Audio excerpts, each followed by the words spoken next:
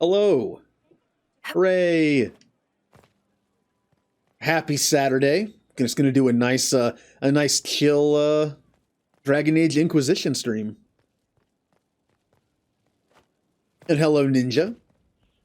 Hello Zenerit or Zenerit.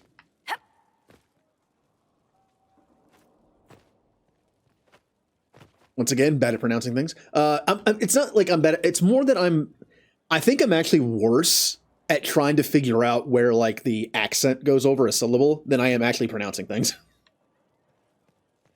Yeah, I'll be honest. My stomach is still a little sensitive right now, so I'd like not to dump a bunch of nasty tea on it.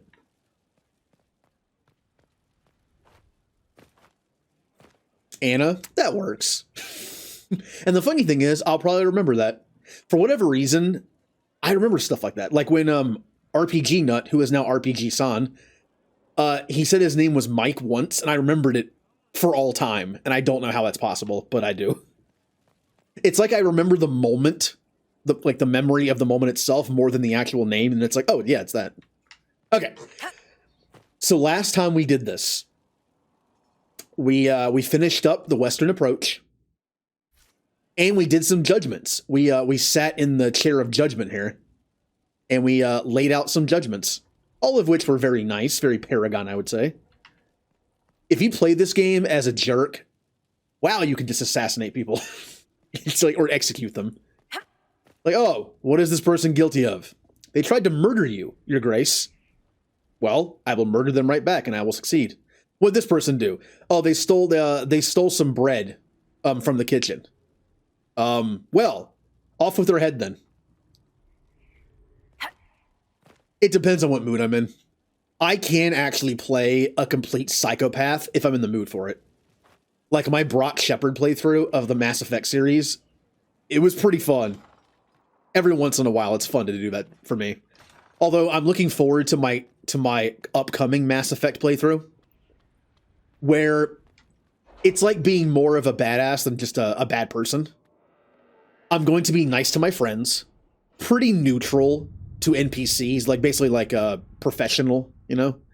And then I'm going to be just a near psychopath to my enemies.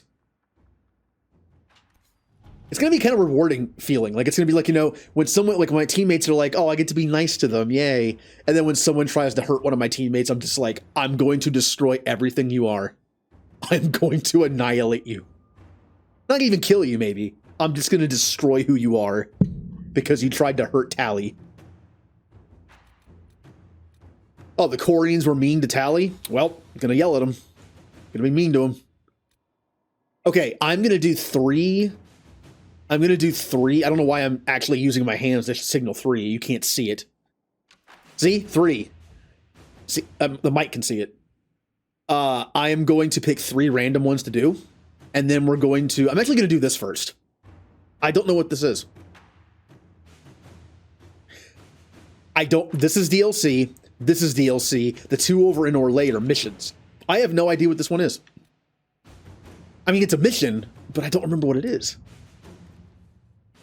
Hawk has revealed that Corypheus can influence the minds of Grey Wardens. If the Darkspawn bring them under his sway, he'll command a legion of highly skilled warriors. The Inquisition must hunt down Hawk's Grey Warden ally hiding in Crestwood to learn about the other Warden's plans. No one has traveled to or from Westwood since the breach, and Liliana will send her fastest agents to discover what disaster has rendered it silent. Okay. So wait, if that's that one, what is this one? Oh, it's gone. Never mind. I know what it is. There was one over here that just kind of leads into it. That's right. Okay. All right, let's pick some. All that glitters. We've received reports of an abandoned gold mine in the hills south of Griffin Wing Keep. According to the locals, the mine's still capable of producing. It was abandoned only because the threat of Darkspawn attack made the operation unfeasible. Should we dispatch soldiers to secure the place and guard any wagons that made their way to the keep? It should add considerably to our income for the future. I mean, only Cullen can do this, so this is Cullen's. I can send soldiers to set up a camp at the mine straight away. There was a bit of a fight at the mine, with bandits apparently, and not even Darkspawn. I'm pleased to report that the Darkspawn were cut down with relative ease. We've set up on outpost and recruited locals to begin mining the gold once again. Indeed, I'm told they're more than happy to do so, now that they're being protected. We found some useful equipment in the bandit cache, and any efforts to gather coin at Skyhold will now be much easier. Hey, money. I will destroy you. You know, I'm kind of sad those are not in the game anymore. I'm kind of sad. If anyone didn't know, in Mass Effect 1 Original, like old school Mass Effect 1, I like how I can say that now, there was a thing where certain lines you would hear over and over again. Like, I will destroy you! Enemies everywhere! They kind of fixed it for the remaster. I heard it once. In WoW, I can't even say that either. Cthulhu whispers, you will die in a deep, scary voice. You know, I've never played a single minute of WoW. I feel like that's an accomplishment at this point, right? An accomplishment of laziness and stubbornness. I just never played it. Ooh, Discord. Enemy is everywhere! Yep, there it is. I was hoping I could re-record that because you can hear the slight music in the background of that sound clip. But because I could not get it to trigger in the new version, I couldn't record it. Judgment. Morven's arrived. Ooh, a judgment.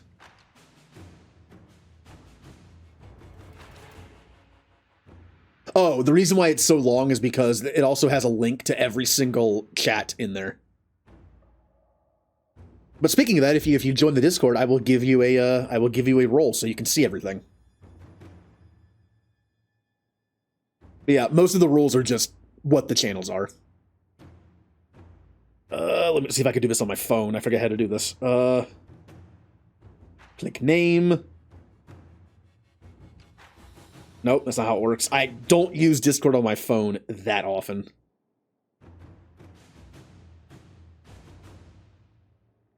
Oh, you already have the sub role because I believe you got gifted a sub. That's okay. I'll give you the different one to manage user. Here we go. There we go.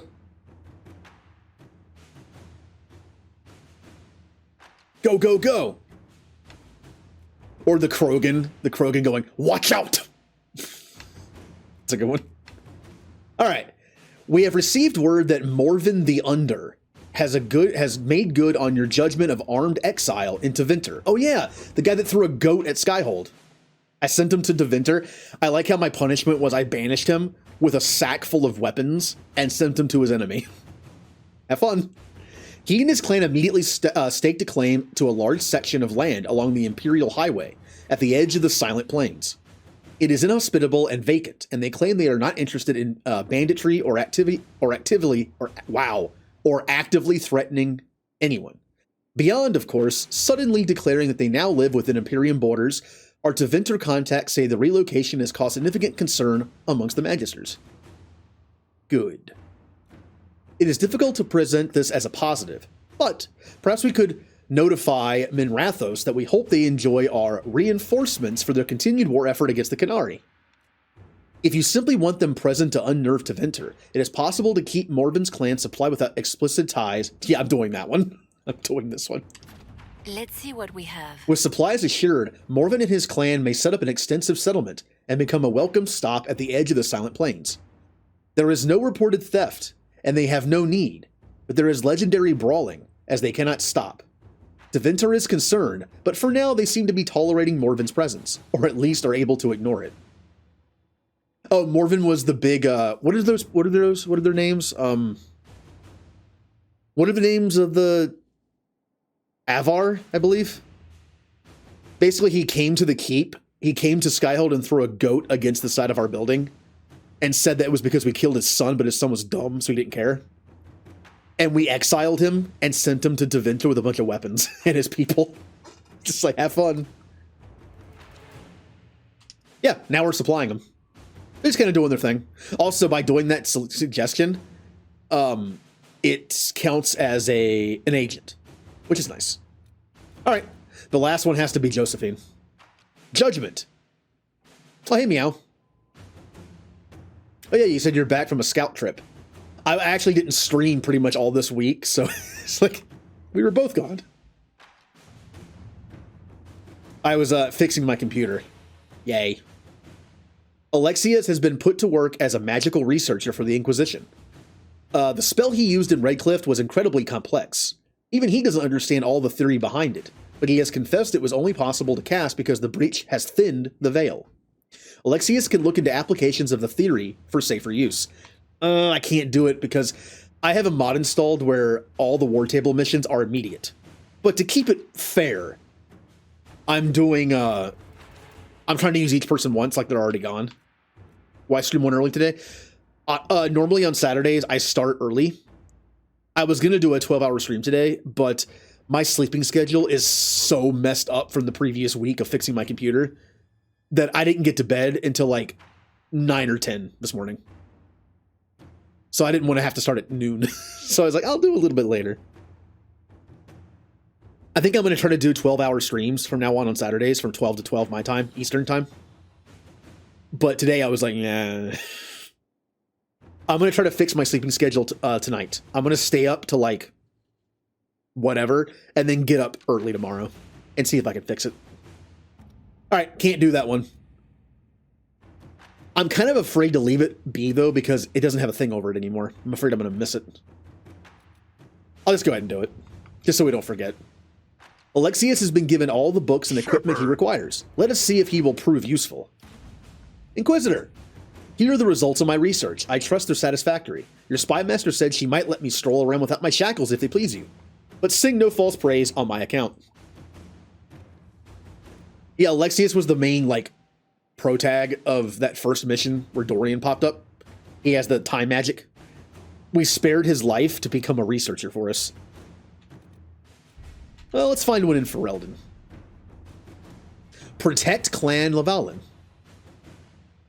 Lavalin. See what I mean? It's less the pronouncing and more like where I emphasis a syllable or two. Is it Lavalin or Levelin? I don't know. Oh yeah, you have the gold blitzball. I think I'm gonna redo the color scheme, but for now it's Pokemon colors. It's like Pokemon versions.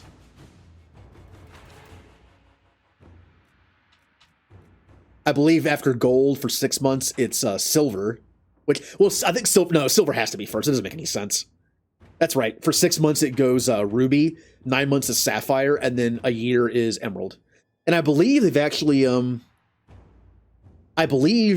extended it for how long you've been an affiliate. So I think I might actually be able to add a 2-year one now. All right, I have to use Josephine for this. Doesn't matter how you say it. I mean, I like to pronounce things correctly, but at the same time, it really doesn't. As long as you know what the person's saying, it's fine. Like when I took Spanish for 5 years in school, I forget all of it. But they emphasized a lot on conjugation. But as long as you just get the verb right, it doesn't matter. People know what you're saying. I mean, look, I am not... It'd be very hypocritical of me to criticize someone of how they say things. Put it that way. Delen, I would not trouble you normally. You have enough on your shoulders, fighting ancient Tevinter magisters while representing your people. Unfortunately, the rifts that plague this land have spread chaos and fear along with them, and many seek to take advantage of it. Bandits are attacking Clan Lavalin. The raiders are well armed and heavily armored, and they come in numbers our hunters cannot match. We had settled in a small, unclaimed valley not far from Wycombe, a safe place with few rifts, but these bandits may force us to seek a new home. If your Inquisition can help, you may save our clan much hardship. So we're going to protect our people. The Duke of Wycombe is an Inquisition ally. It is odd for him to let bandits so close to the city. Perhaps he could help the Dalish. Ambassador Montilier, I regret that my help for your Dalish allies comes too late to be of use. By the time my forces arrived in the area, the Dalish had been scattered or killed, and there seems little left of their clan. I understand your Inquisition must feel the loss of your clan. Please accept these gifts.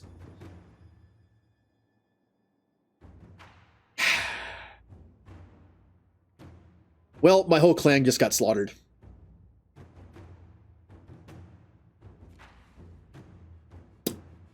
I'll be honest, I don't like that. Look, I'm not going to do this very often, but the fact is, I'm a Dalish elf, and I'd rather not have the outcome of my entire clan being slaughtered. So, yeah. You're not going to see me save scum very often, but that's one of them. There are only two ways. What we guess, it was the other two people. I chose the worst person. Why is Sergeant the newest teammate? He resubbed last night.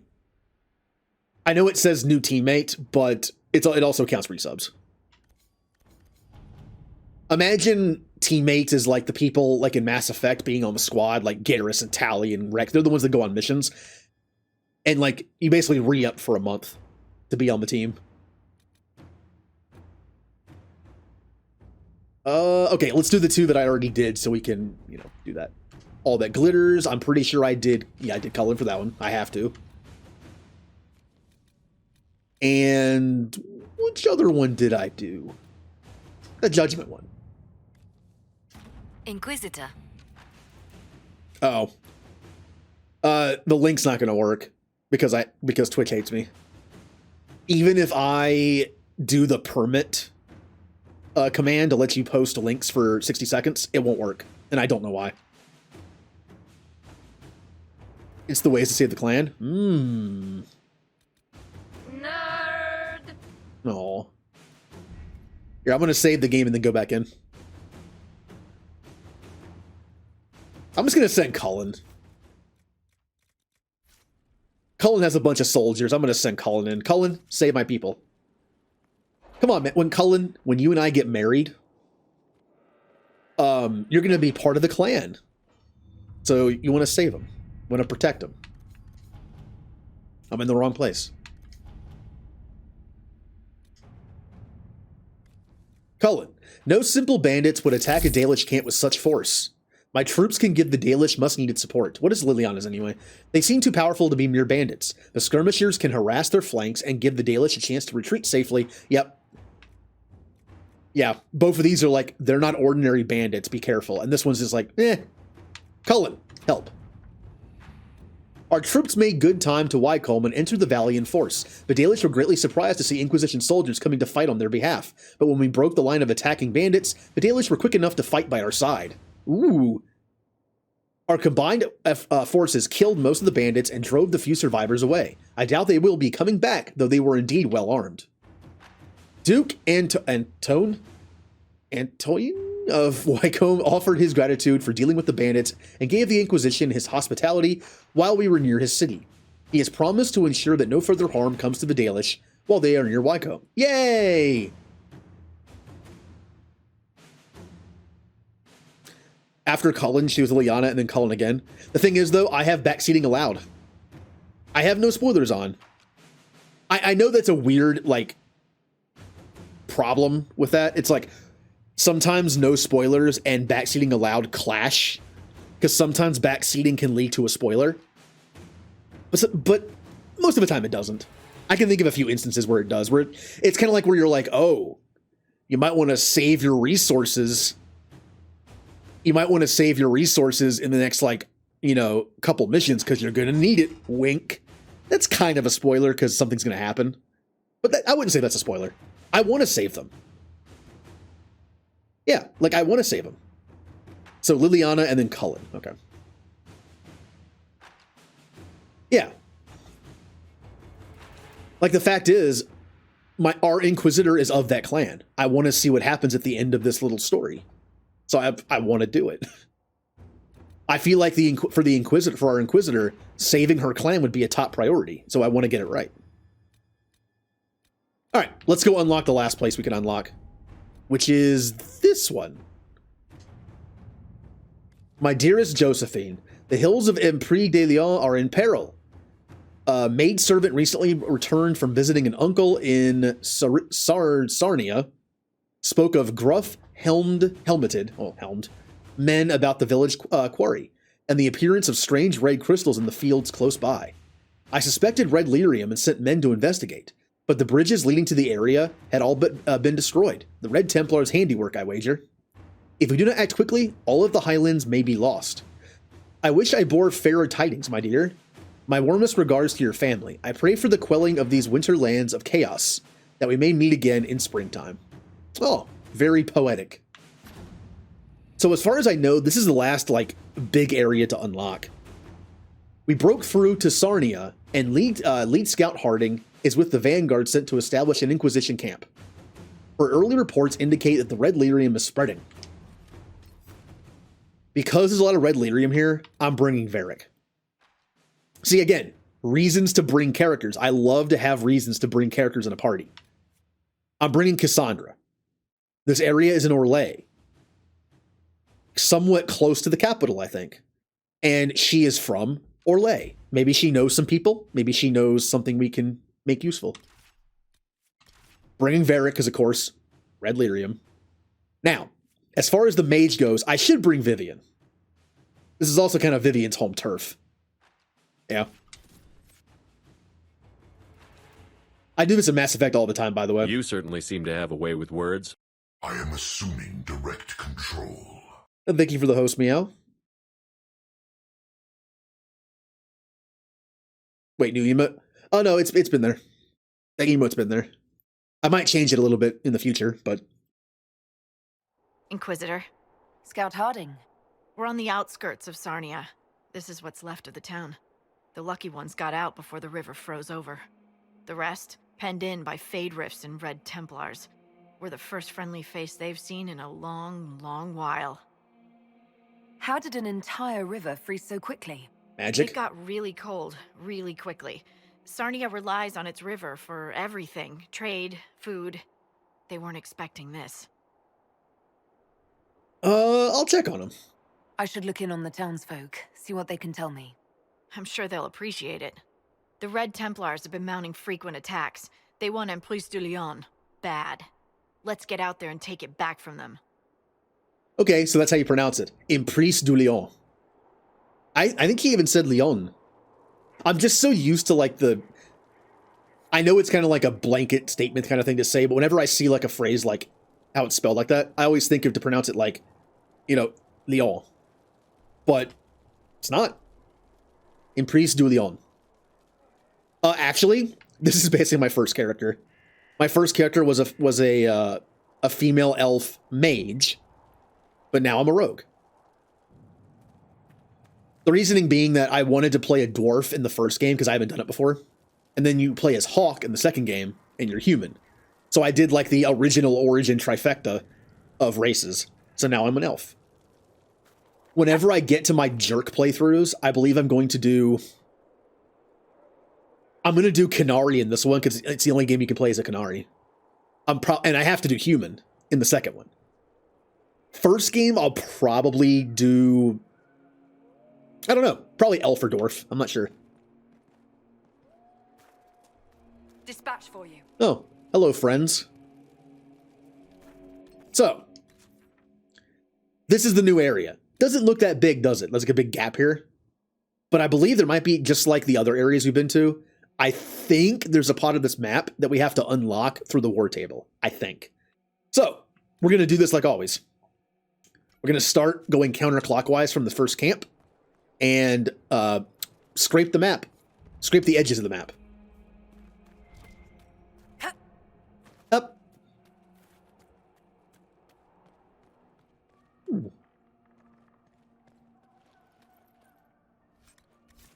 You know, part of me actually likes the open areas more in this game. Because when they have a bunch of buildings, you have to do buildings one at a time, right? You can easily miss something. With open plains, Maker, take them into his hands. It's a little easier to find stuff. Look at everything that pings. Hear my cry. That's a lot of stuff. Through the blackest nights. What about you? What about everybody? What was everyone's first Inquisitor? By the way, I need to fix something real quick. There we go. I couldn't see my mic levels. Vivian, what are you doing? You're trying to pull a Skyrim and just go up the mountain.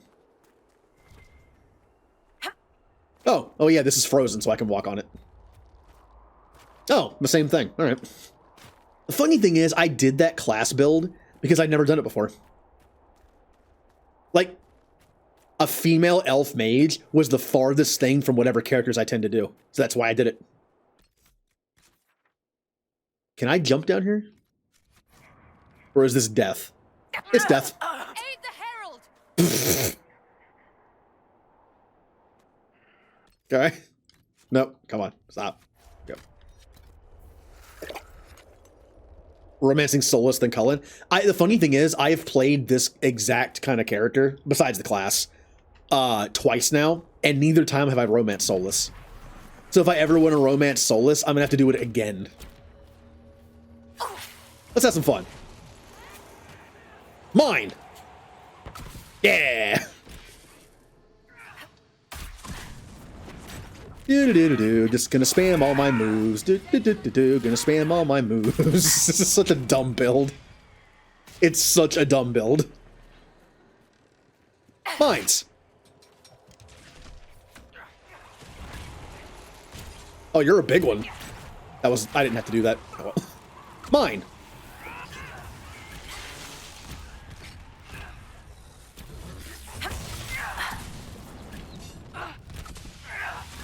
Dead. You get out of here for a second. There we go. I don't have evade anymore. I don't have evade anymore. I need to respec and get my evade back.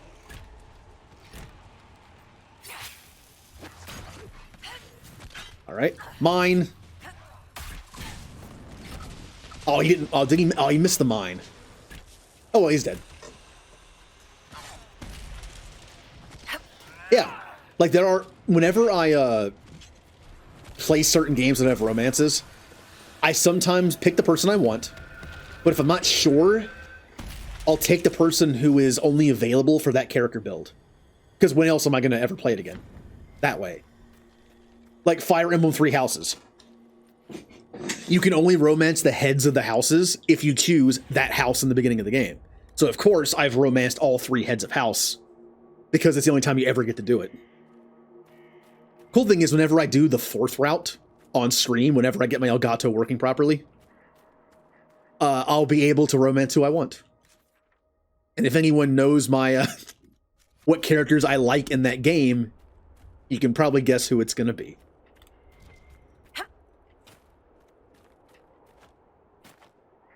Yeah, I wanted to use my my build more. I want to show how broken this build can be.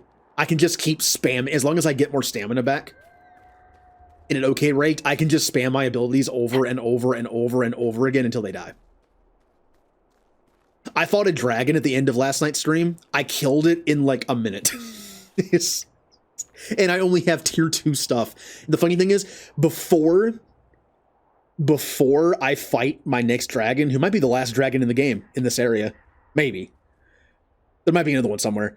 I am going to build a tier 3 build for only myself, tier 3 armor and tier 3 weapon, and see how fast I can kill the dragon. So yeah, I know we're seeing things on the map, but I am ignoring them. Which is hard for me to do because I'm me.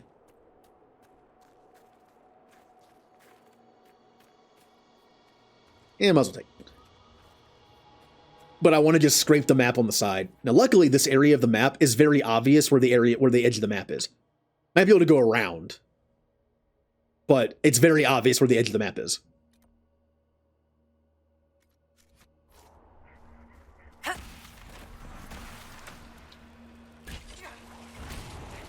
So, all right, Cassandra. Beat him up. Bully him. He got pulled into here. Kill him.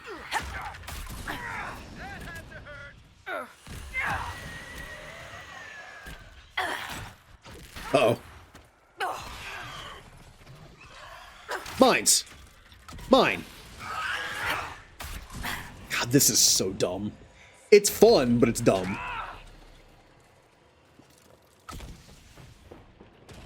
No, I did that too soon. Wait a minute. Wait a minute. You mentioned the disruption thing. Isn't it cool when you discover new things in games when you play different classes? I think I just destroyed a spawn point with a mine. I did. You don't need to spell. You can destroy a spawn point on a rift with an explosive like a mine. Huh. I never knew that. Because I've never played a rogue before. That means that both Solus and Varric could potentially take out a spawn point. And myself. Well, that's pretty cool.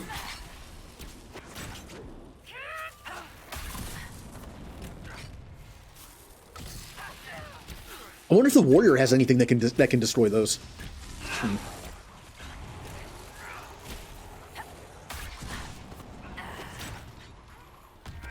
Mines. Other mine.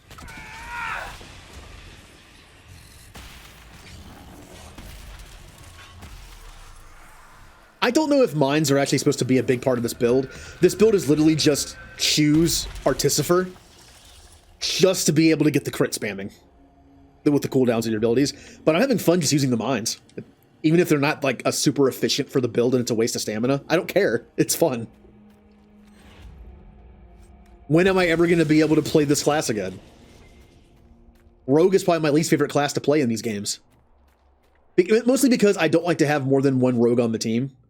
I feel like having 2 warriors, 1 sword and shield, and 1 two-handed, or having 2 mages, one with a more support build, one with a DPS build, to me is just more useful than having 2 rogues.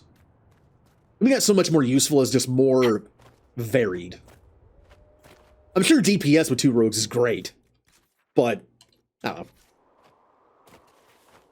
I like the variety of having like different magical spells or different ways of using like, you know, big sword or sword and shield. Mine. Wait. That's right. Oh, he hit the mine. I wanted to see if you could pull someone into a mine with Cassandra. Nope. Out of the way. Out of the way. Or they'll just run into it because Cassandra has the aggro. That works too.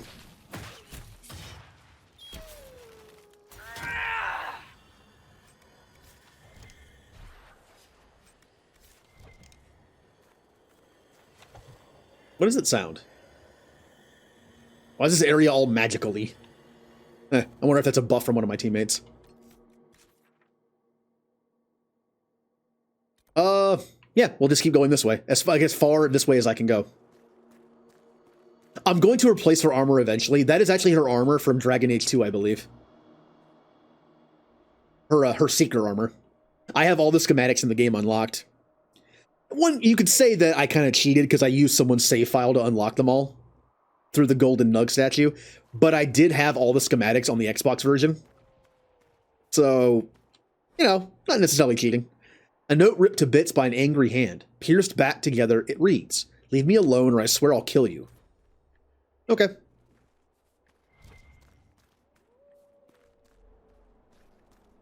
I will leave you alone. Did you really think the Conclave had a chance of making peace, Seeker? You do not? What was the Divine's plan? I can squeeze through there. Bring everyone together and hope really hard they would all get along. Most Holy did not confide her plan to me. Perhaps she thought they were tired of death and conflict. When has that ever been true? For Templars or mages? I will not mock a dead woman, Varric. She did what she could, and that is more than most. All right. Once again, we stay to the edge of the map. Let's go. So yeah, when I make my tier 2 and tier 3 armors for characters, I might try to do a different look. Even if I use her same armor, I might change the color. No, that was a dumb move. Ow. Ow. Oh, now I'm stuck down here, aren't I? Well, oh no, everyone jumped down. Let me back up.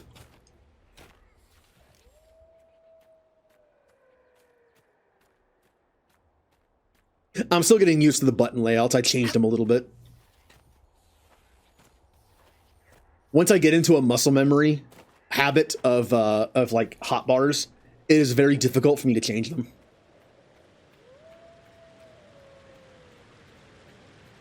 This is what I wanted.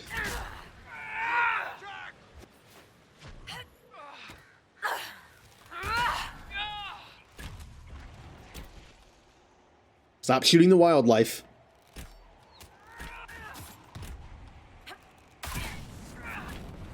There are more of us than you know. Well, now there's 2 less. Corypheus will prevail.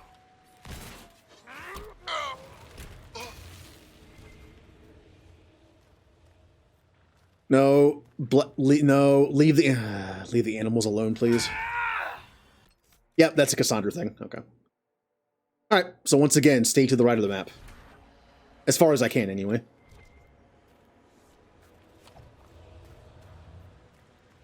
Oh, there really isn't any red lyrium I can destroy here. Okay.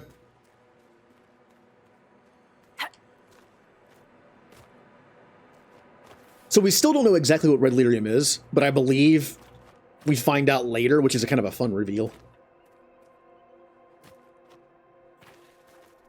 I think it's in the Descent DLC, which will be a while before we get to. But I always like, again, I mentioned it yesterday, but I always like when DLC has some lore to it.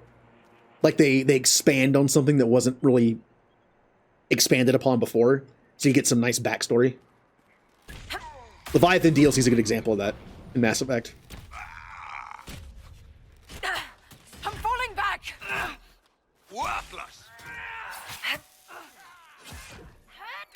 Oh, I'm dead. I didn't realize how much damage I was taking. Oops. Well, we're Varric now.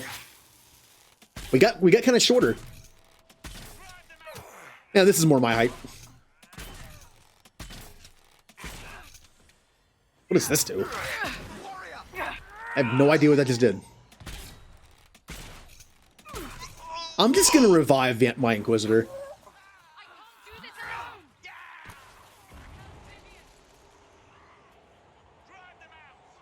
There we go. I'm back. Probably heal, just in case. The warrior. What corrupt lyrium is? It's discussed. It is discussed in a combination of in the vanilla game, and I think the Descent. You kind of put it together, because in the Descent you find out what lyrium like is, more or less, and then you kind of put it together in this one, from this one. But it's a cool reveal. It's honestly, it's stuff like that is the reason why I have no spoilers on, because I love the reveal of that kind of stuff in this game. Again, I tried to do no spoilers in Mass Effect my first stream through, but I couldn't do it. I just couldn't do it. I wanted to talk about it too much. Literally every time I did something in Mass Effect 1, I had a conversation in the back of my head, like, I really want to talk about what this does in 2 and 3. But I can't.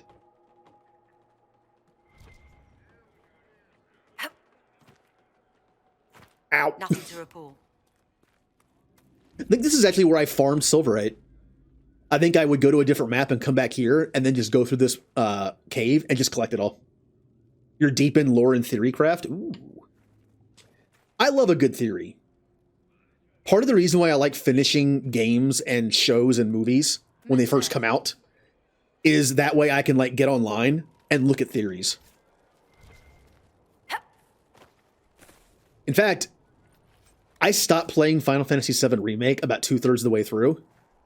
I want to go back and finish it, mainly so I can finally go online and see what all the theories are.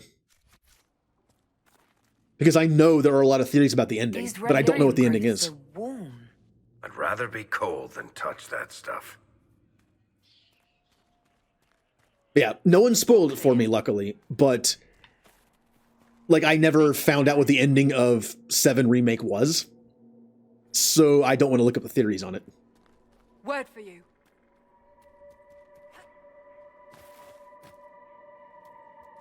Oh, Wolf. If you ignore me, I'll ignore you. No, come on. Also, one of my favorite things to Google at night, just for fun, when I can't sleep, are theories. I'll do, like, Final Fantasy VII theories, Final Fantasy VIII theories, pretty much any Final Fantasy game theory. Mass Effect theories, Dragon Age theories.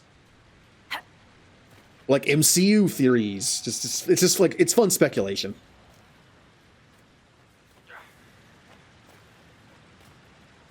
The fun part is when you're right. Like, back when I watched the CW, Arrowverse shows, like Arrow, Flash, a friend of mine and I always had fun, like, trying to guess what would happen next.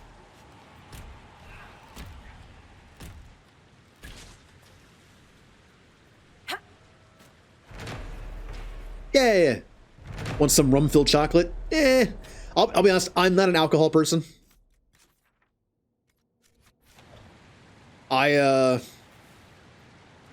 For several reasons.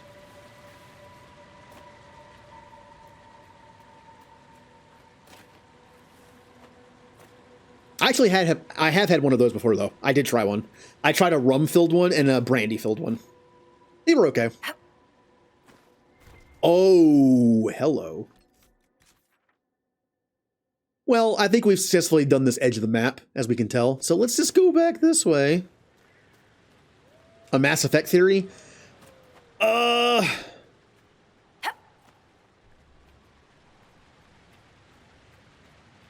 Sarah is a vessel of... I don't even remember who that is. As far as BioWare series go, I don't know that much about Dragon Age as much as I would like. I feel like Dragon Age lore is so spread out among the entire series. I don't know. It's like I didn't pick it up as easily as I did. I meant Adruil?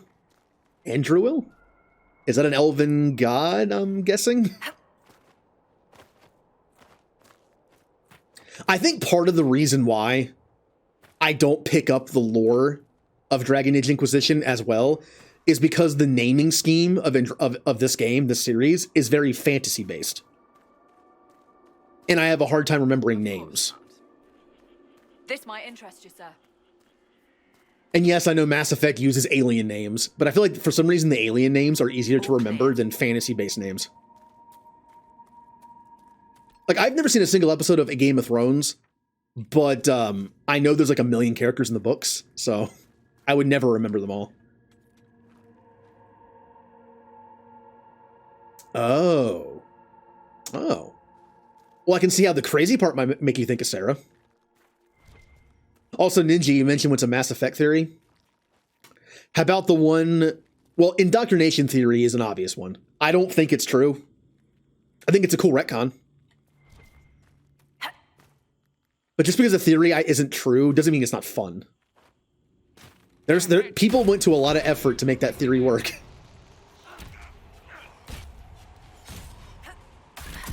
It is a fun one. That was the wrong move. Why do I even still have that move mapped? There are more of us than you know.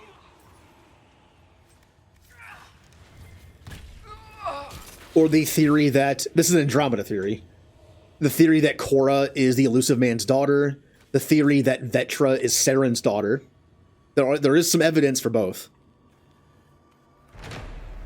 The most obvious evidence for Cora being Elusive Man's daughter, or at least related, is because her last name is the same as his, Harper.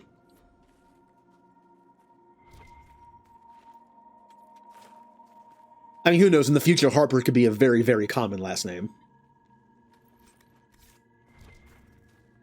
And Vetra's theory was that she talks about how... Slight spoilers for Andromeda, by the way. She talks about how her father was kind of out of the picture after a while. And she barely remembers him. Like her little sister doesn't even... I don't even know if her little sister even met him. And he kind of like disappears. He's in the Turian military. And also, in the world of Mass Effect with Turians... What last name you take depends on your gender. If you have a daughter, she will have the last name of the mother. And if you have a son, he'll have the last name of the father. That would be why her last name doesn't match. Be wary. These mountains are the perfect place for an ambush. Oh, what are you? Ooh, big lyrium person. I'll fight you.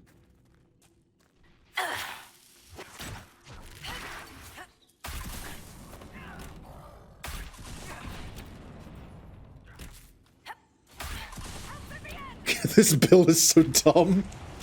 It's just me using leaping shot over and over again. That's why I'm using the mines. It makes it more fun. My inventory's full. All right, well, we haven't gone very far. We'll go back to camp. We'll come back to camp later, and then we'll go this way. Let's go sell stuff. Is the elf god who went into the fading... Who made it crazy. Here we go. Colin Solis say things that make this theory... Ooh. Okay. I mean, if anyone knows, they would know. I have quite an extensive library on the history of forbidden magic. All right, cool. It's back there, somewhere. I think. I haven't been able to turn my head to look for 2 Man, Dragon Age Palpatine hasn't had anything new to say in a while.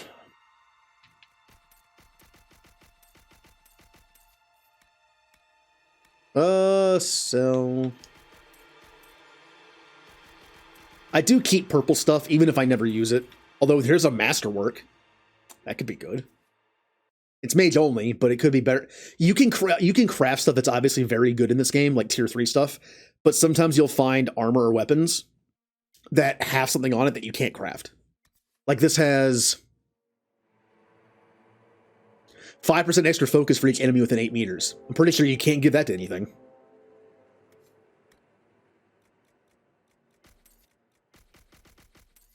So while it might not be better stat-wise, the buffs could compensate for that. Sometimes it isn't all about the actual stats. Although with my build it is, because I need crit chance. But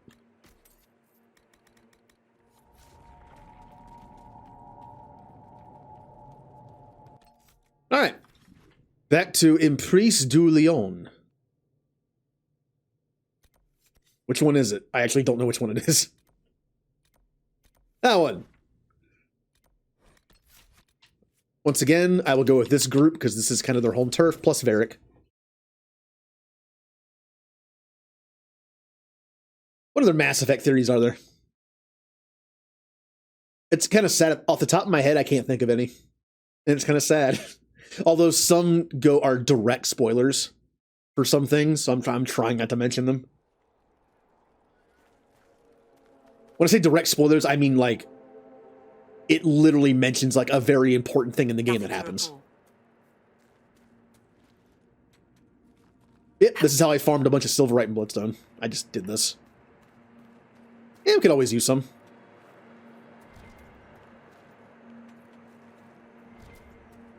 You can also get Fey Touch stuff, which gives you the Masterwork items.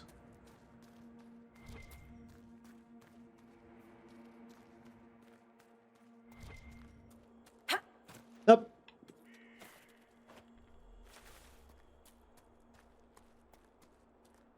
I feel like one of the most popular Final Fantasy theories is from 8, which is Squall is dead.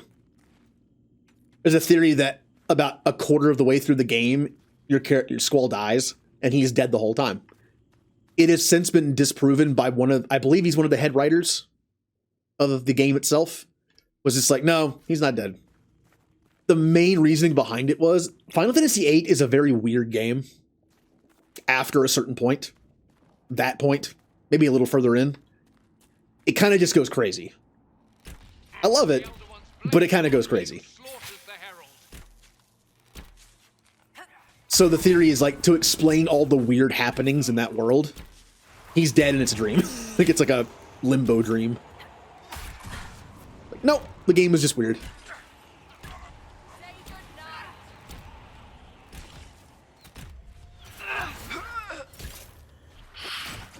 Have a mine. It's such a weird way to use a mine.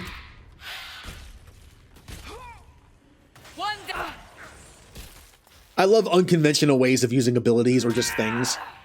Instead of actually putting the mine in a very strategic place and burying it properly, I just run at them and like toss it at their feet like a frisbee.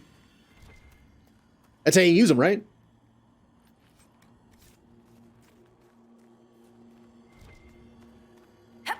You're in love with the badass looking guys? Well, then you must be in love with Auron.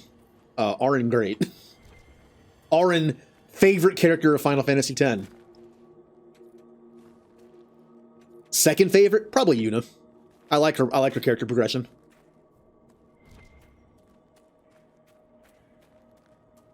The funny thing is the whole idea of that game being Tidus's story, it's also Yuna's. But in a sense, it's also Auron's. If you think, I mean, if you've played the game before, if you think about it, it's kind of Auron's too.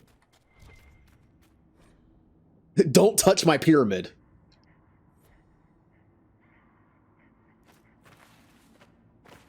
What are you gonna do about it? Huh? Gonna come back from the dead and try to kill me?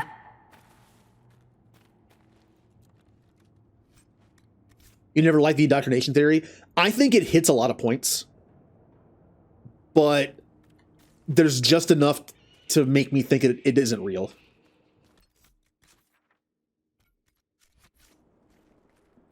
But like I said, fan theories are fun. Even if the fan theory itself is like, this is probably not true, or it's already been debunked. It was already proven false by someone who wrote the game. It's still fun though. It's still fun. It's like a what if. Who doesn't like what ifs? Who doesn't like alternate timelines and what if stories? Like what could have been?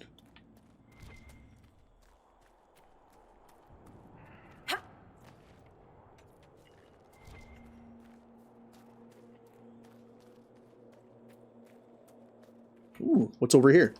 This is close enough to the edge of the... Yep, it's one of these. Okay.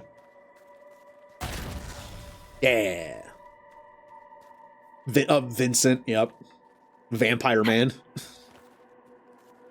Have you played Dirge of Cerberus on PS2? Where you get to play as Vincent the entire game. And it's a third-person shooter. Like, okay, I actually kind of like that game. I know I don't think it did that well, but I kind of like it. I hope to play it on stream one day. Unfortunately, it's not available digitally. I own it on PS2 though, and I have a PS2, so I can like legally emulate it on Twitch.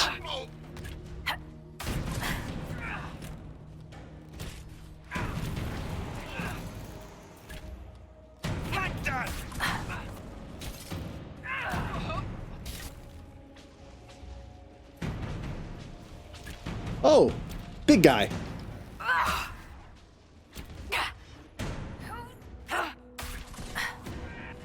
Big guy dead. Oh, you never had the console? For me, the PS2 was only purchased for RPGs and Grand Theft Auto. That's it. I had 3 kind of games on the PS2. RPGs, Grand Theft Auto, and for some reason, Dragon Ball Z Budokai games. Fighting games. More red lyrium. Charming. Only because I like the story in them. I actually don't like fighting games that much. Because I'm god-awful at them.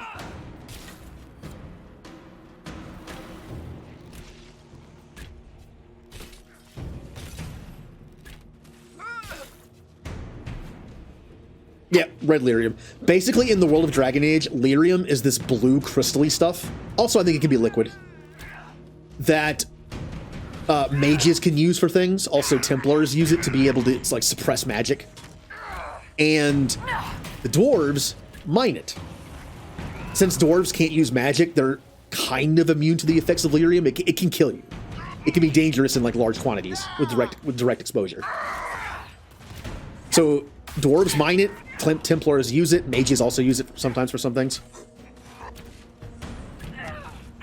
But red lyrium, we don't know what it is yet. It's some kind of corrupted, evil version of lyrium that makes you go nuts. It also spreads. Regular lyrium doesn't really seem to spread, but red lyrium does. Like a disease. In Dragon Age 2, you find red lyrium. It's what makes it's what makes Varric's brother go insane and turn on you. It's also what makes Meredith at the end of the game go insane and try to kill you. Kind of, yeah. It's like red kryptonite. It makes people go nuts, angry.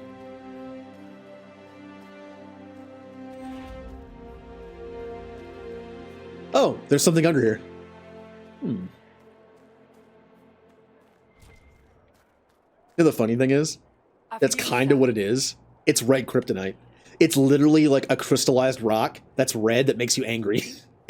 Red lyrium is literally red kryptonite. Oh, yes. Except red lyrium can grow into you and grow out of you and turn you into like a half crystal being. I'm pretty sure red kryptonite doesn't do that. How has the Inquisition managed to gain ground? Send the behemoth. Keeping watch. Huh. Well, initially we were to seal the breach in the sky. We can't see it here. We were able to seal it for the most part. Now we're trying to stop Corypheus. Corypheus is a Tevinter Magister, one of the first. According to the Chantry, No trouble. which is basically like the religion in this world, one of them, the Magisters, the Tevinter Magisters, way back when, basically went to heaven. They used magic to go to heaven and corrupted it and became the first of the Darkspawn. The Darkspawn being the main antagonists of the first game. They're called, like, they're the Blight. Darkspawn are basically like evil zombies, in a sense. They try to just kill everybody. And Corypheus is a combination of a bunch of bad stuff. He's one of the original Magisters, according to him anyway. He's also one of the first Darkspawn. He claims he was one of the first to go to basically the heaven and be cast down and corrupted. So we're fighting a very old enemy. Oh, nothing up here. So how do I get below here? There's a landmark and there's a locked room under us. Huh.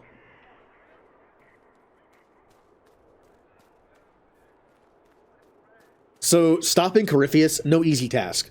Because in the ending DLC of Dragon Age 2, Varric and Hawk killed him. Obviously, he's not dead. They thought the Grey Warden sealed him away for other purposes, but now it's looking more likely they sealed him away because they couldn't kill him. That in some way he's unkillable. Maybe that's part of his quote-unquote punishment. Maybe his punishment was not only to be corrupted, but to also become immortal and live forever as a corrupted being. Wrong move.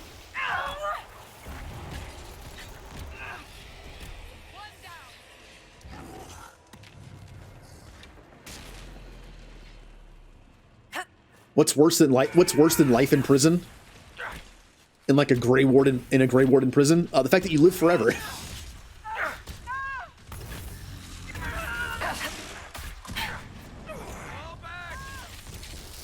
It's a fun connection to the ending DLC of the previous game. Like when it introduced Corypheus, it did seem like he didn't get a lot of screen time. This is why.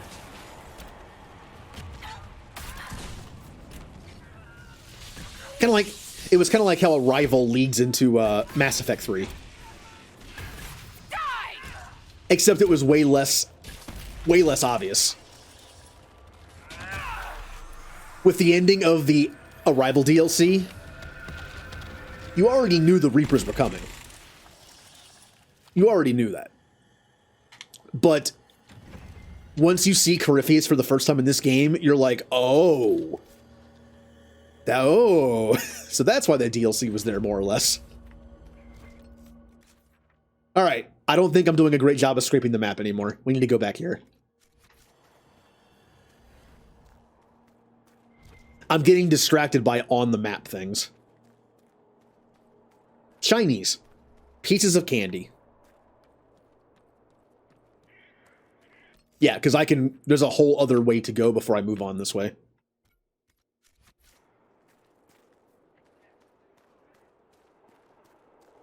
Now, what I lack in Dragon Age are the details. I know, like, the big points. But there's little details that make the world awesome. That just make the world more immersive and more just bigger. But I don't fully know them. Alright, let me see if I can get up here again. Yeah, there we go. Alright. Want to take care of that? Although, there is one little point coming up in a story mission soon. And I do know a bit of backstory on that one. And why I'm going to make the choice I'm going to make. And it's one of those moments where once you realize it, I didn't realize it my first time through. Once you realize it, it's just like, oh. Does Hawk ever autograph books? Why? Doesn't your copy of The Tale of the Champion have a big hole in it? Yes, but it could also have Hawk's signature on it. Cassandra, a Hawk fan. I always loved how Cassandra likes Varric's stories, but doesn't want to admit it. And now she's like trying to like subtly hint that she's like, oh, do you have Hawk's autograph? I mean, I'd like it. Very few Easter eggs. I feel like Dragon Age is less about Easter eggs and more about just information. It's just a lot of detailed information that I forget most of the time. Like, there's a lot of lore in this. And for whatever reason, my head can wrap around and remember the Mass Effect lore way better than Dragon Age lore. I'm not quite sure why. Either the way it's organized, the way it's presented, or it's just the genre. Sci-fi versus fantasy. Maybe my mind just latches onto sci-fi easier. Yeah, she likes the one series that Varric hates. He talks about his series and he's just like, Swords and Shields. No one likes that series. Now, I'm obviously missing stuff over here. So how do I get up there? That is the edge of the map, so I would I'm doing my wow, I can't speak. What? You know what? I'm not even gonna try to say it anymore. The word is diligence. I couldn't say it for some reason.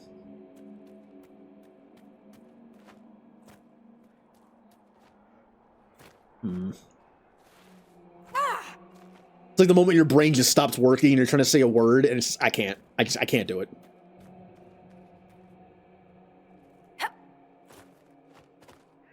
How do I get over there? There's like this whole other area over there that I can't get to on top of here. Oh, I can always come back. I like to do it now because it's on the edge of the map, and that's kind of what I'm doing right now, but we'll just keep going, I guess. There's also this stuff over here that is obviously underneath the ground. Because it's not, unless the landmark is up there, which I'm pretty sure it isn't, but I will check. Hello, person. Oh, no, don't knock me off. Oh, well, no, that's the fire. Nope, it's definitely below us. It's in a cave system, probably. Oh, really? I'm guessing I have to go, like, all the way down here somewhere. Yeah. All right, let's keep going. Whee! How far will this lyrium? All right, I'll go around. They cut off Varric. That's a crime. Man, I hate it when dialogue between teammates gets cut off in games like this. To the point where if I'm playing by myself, I will literally sometimes just reload the game when I accidentally skip dialogue myself or somebody else, like something else does it.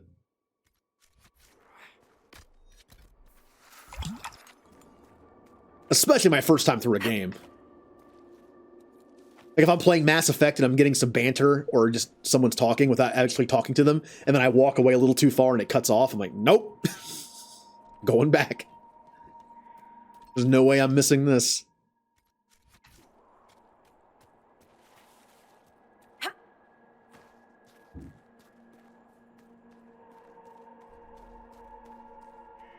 I mean, part of the reason I play these games is for the dialogue, for the story. I'm not going to miss it.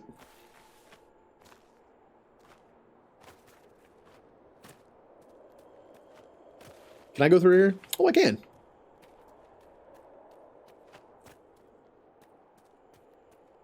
I snuck my way up here. Jump! Nope, not good enough. All right, well, I tried.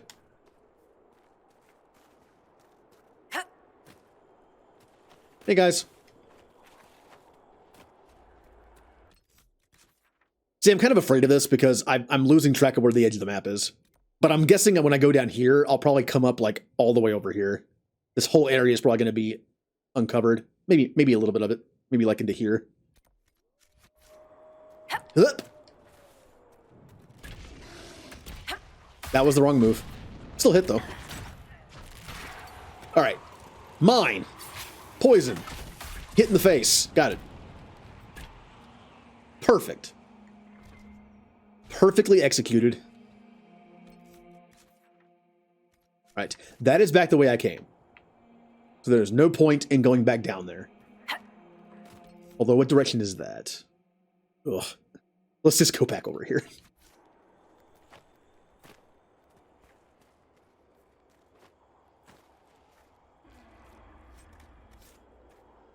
Can I make camp? Can I make camp? Come on. Hold the tower. Do not let the Inquisition reach the quarry. Quarry, not query. It's not a question. Or worse, the keep. Everything we have worked for will be lost. Too late.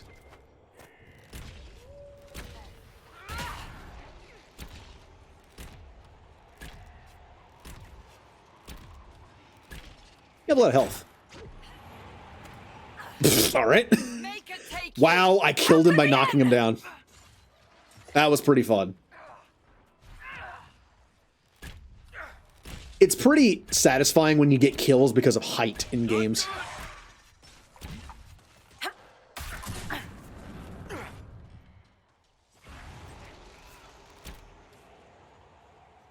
Oh, there you are.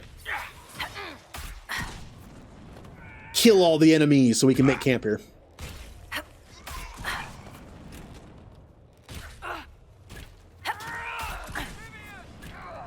Vivian's fine. Hey guys. Mines. Other mine. Whee!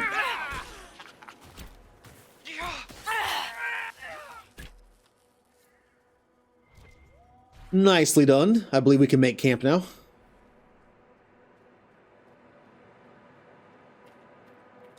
You know, it's going to be super satisfying when I go to the Shard Cave or the Shard Oasis with every single shard in the game on the first trip. I know I said I was going to go there before that, but I don't know. At this point, I might just wait. And just get every single buff that you get from that, every single permanent stat increase, all at the same time. It's pretty satisfying. That's a lot of landmarks. Well,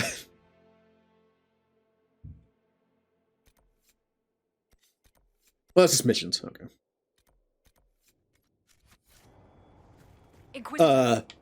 Is this one above me?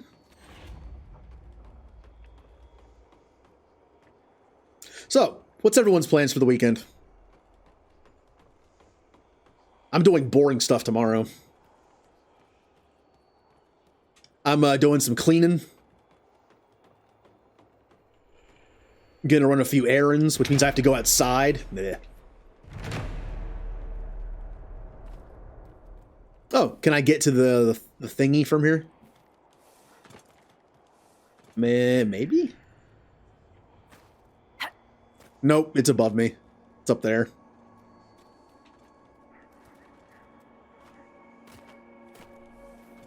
This might interest you, sir. Nope, come on. Nope, guys! You're babysitting?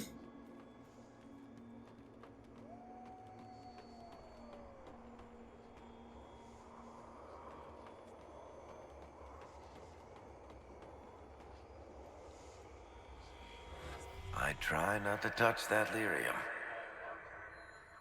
Wow, the frame rate is not great here. Oh, it's actually kind of making me, It's kind of hurting my eyes a little bit. It's like, it feels like it's vibrating my eyes. I've found the correct frequency to just mess with my eyes.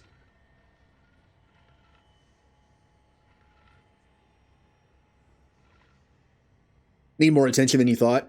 Do what my parents did. Just put me in front of a TV.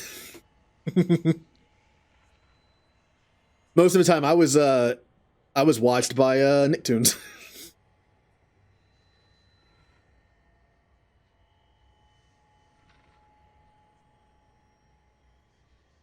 We're doing this just systematically. There we go. Making lunch for the week. Ooh. I would never be able to think far enough in the future to make food for a week I can't even do the next day. That's why I don't like to cook. When I'm hungry, I eat. That's it. When I'm hungry, I eat. I don't have a specific time to eat where it's like, oh, if I start cooking now, an hour from now, I'll be hungry.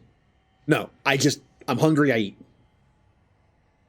Which would explain why I eat garbage most of the time. Wait, did I not get that one? Oh, that was weird. Oh, you don't have good TV? Oh man, growing up in the 90s, I had the perfect TV to keep me busy. Nicktoons on Saturday mornings, I had X-Men and Spider-Man and... Do-do-do-do-do-do.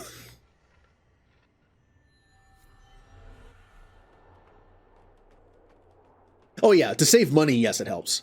But I'm just saying that I would make, like, things that take 5 minutes. Rather than make a lunch for a week, I would just make, like, sandwiches for a week. Not even make them then. I would just, like, make them as I want them. Hey, Blue. I actually didn't have Cartoon Network growing up. Unfortunately.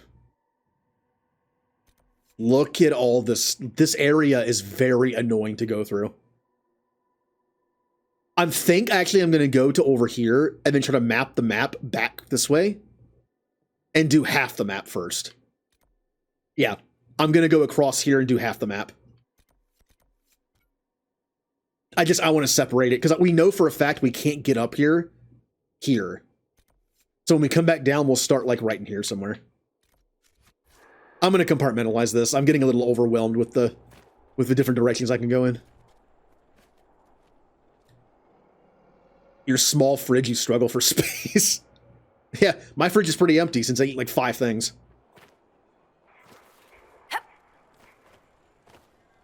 But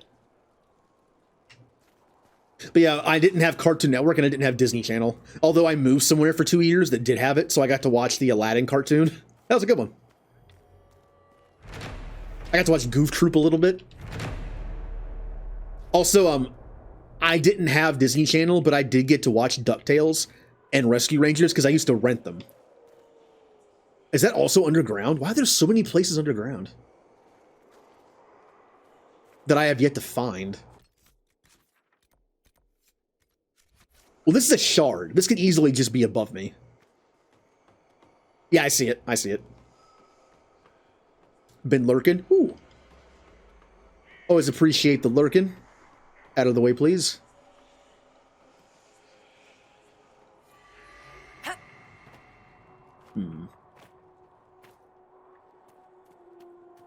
Since I'm up here. No! Ooh, I wasn't sure how far back I was going to jump from that. There we go. Where am I now?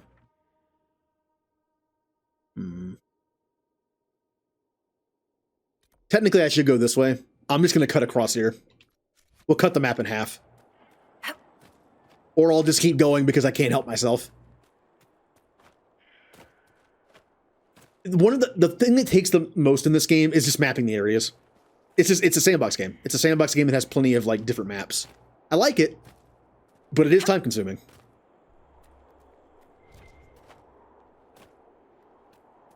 Also, I mentioned I eat like the same 5 things every day. I kind of do.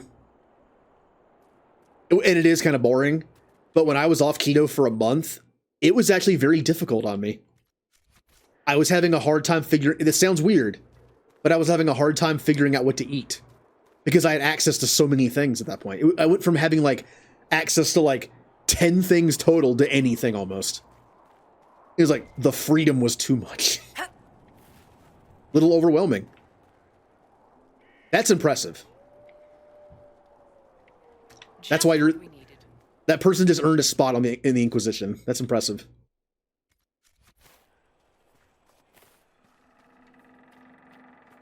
That is some serious strength. Ooh, can I get to this one? Or is this... Oh, no, it's just right on the floor. Okay.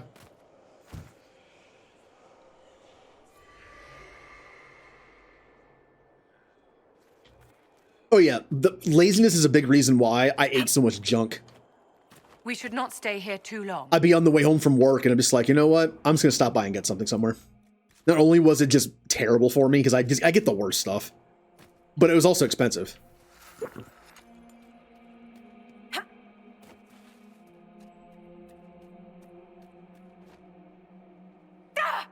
Ah, that hurt a lot. Quesadillas. My go-to was just sandwiches, which is why I miss bread so much. Bread was like the staple of my diet. Oh yeah, see, I've actually never used DoorDash. I feel like if I actually started using DoorDash, it would never end. Like the only saving like grace that I have of just not getting complete and total junk and just eating all the time is the fact that I have to go and get stuff. I use my laziness to my advantage. Like I could go get something bad for me, but you know what? I'd have to go somewhere. Assume your parents were Rivaini, Vivian. They were merchants, originally from Desmuid, or so I'm told. You don't remember? I was taken to the Ostwick Circle when I was very young. So far as I'm concerned, my life began there. All right. I know I could have gone that way. There was like a little thing there, but yeah, I'll go back. I don't want to miss it.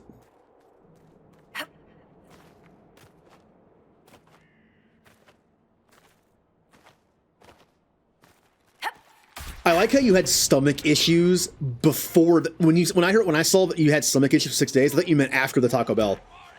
I feel like that's a very common thing to think though when reading that sentence. But then you mentioned you got it as a treat because you were feeling better. Make it take you. Like my stomach is feeling decently strong now. I think it can take some Taco Bell. See that the first thing I mentioned was me. It's just like, oh, I think I'm gonna get some of this. I'm gonna treat myself, and then it's like a week of just One of the worst things about having a very, very, very slow metabolism and just very slow digestive system, when something messes you up, it takes forever to leave your system. Just like, get out.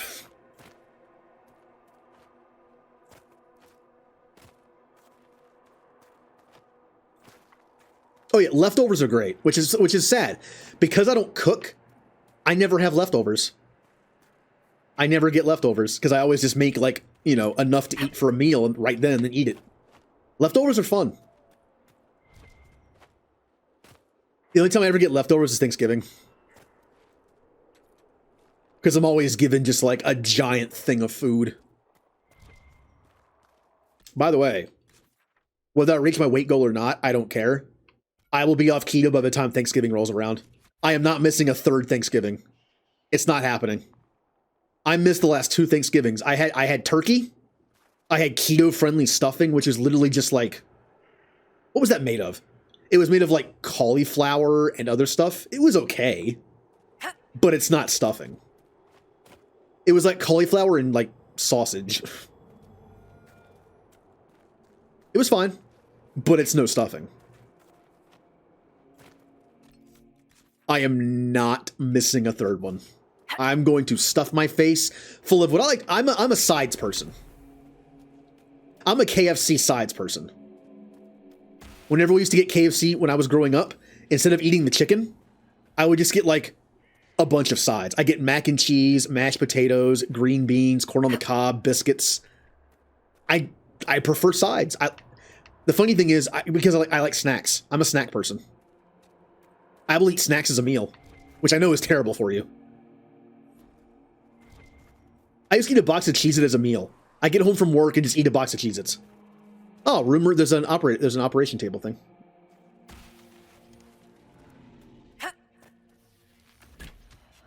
Like, snacks are not built to be meals because they're meant to kind of like tide you over until a meal, which is why they're so high in calories. They're supposed to be like an energy boost. I mentioned this before, but you know a box of Cheez-Its has like 1,500 calories in it? That's enough for a day for a regular person. And that was one meal. I still have 2 more that day. Not snacks, but you know.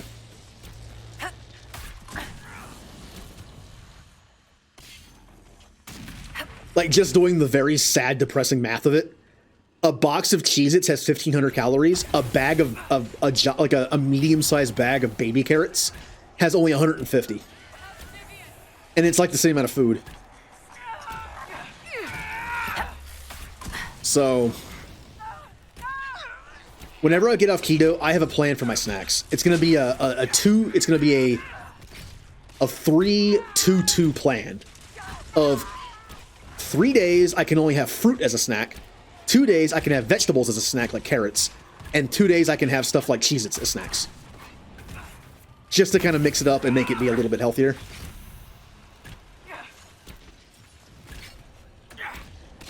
Like Monday, Wednesday, Friday can be fruit. Tuesday and like Saturday could be vegetables, and then like the last 2 days, was it Thursday and Sunday, could be some good old Cheez-Its or something.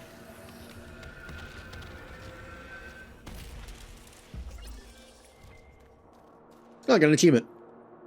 I like how because this game is through Steam and Origin, because it's on Origin, I get achievements in both Origin and Steam. Imagine if consoles worked that way. Imagine if Dragon Age Inquisition was a PS4 exclusive and then came to Xbox, but you had to download some kind of PS4 app on the Xbox to run it, and then you got achievements and trophies at the same time.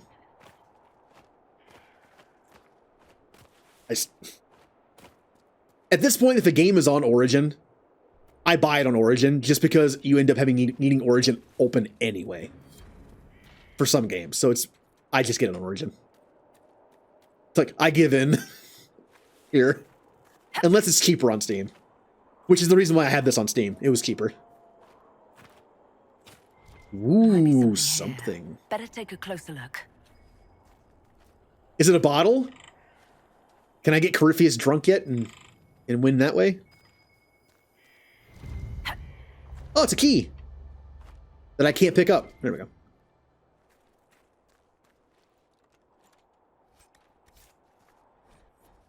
I just have a snacker mentality. I like just getting a bag of stuff and eating it. You would miss mashed potatoes and coleslaw from KFC together and eat it?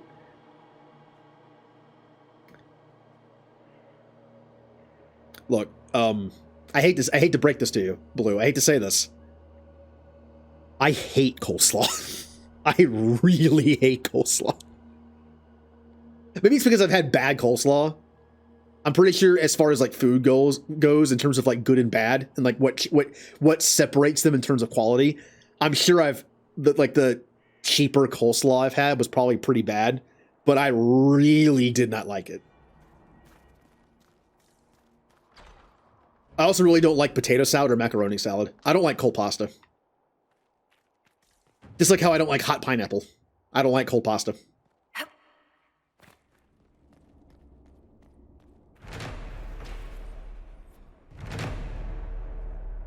Pretzel twists? Ooh. Oh, man. What are those things called? Those, you know those pretzels you can get that are like, have like a, it's hard to explain the shape. It's like solid on one side and like split on the other, and it has seasoning on it. The honey mustard and onion version. I think the brand is like Snyder's, I think. The honey mustard and onion flavored pretzel things. I would eat those so much. I love those things. I don't know if they were sourdough or not. I think they were just pretzel. It's just hard to explain the shape. Oh, I found the underground place. Yay!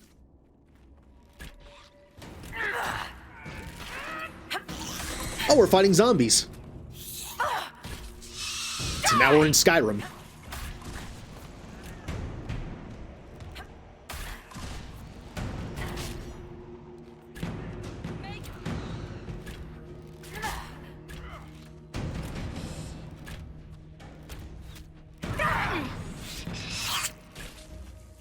Oh.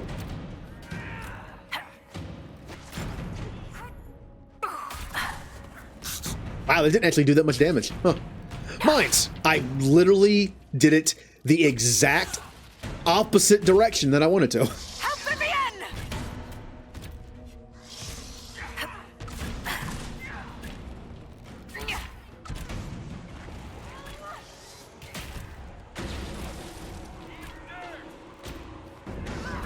Yep, that's Varric's line.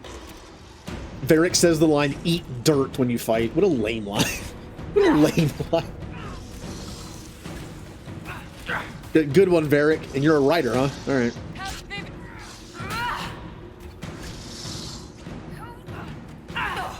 Mine. Other mines. That didn't explode. No, don't do that. Don't do that.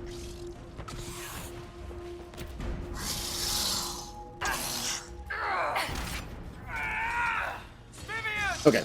I was seeing if you could actually explode those mines by hitting it again. Can you do it with this one? You cannot. Okay. This guy's kind of messing us up.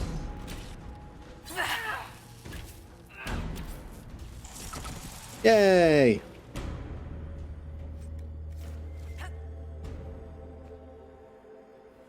He made 3 kilograms of chili con carne today. Barely had... Oh, I love chili. I love chili. I've had keto chili, which is literally just like diced tomatoes, tomato sauce, and meat with spices. Since I can't have the beans. You know, I discovered something. I have a slight tomato intolerance. Because when I used to eat pizza a lot, I always thought it was the cheese that did it to me. I think Blackwall would have liked. Oh, come on again! I did it again. I did it again. I picked up a Blackwall item when he wasn't here. No.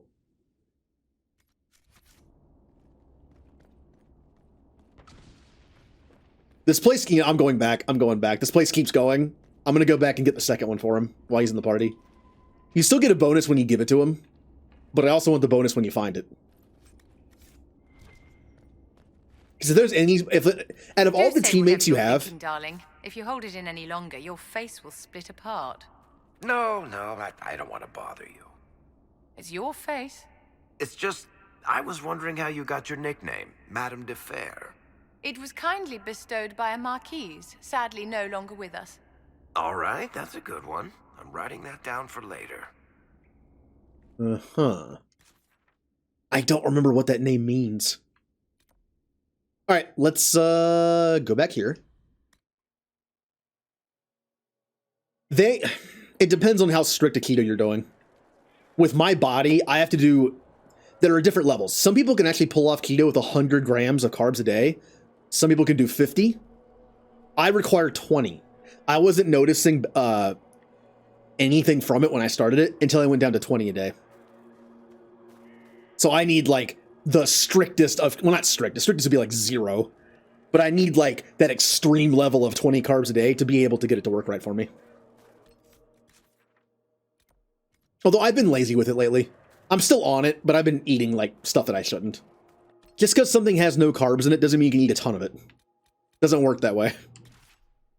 Blackwall. Let's change it up a little bit. Blackwall. Sarah.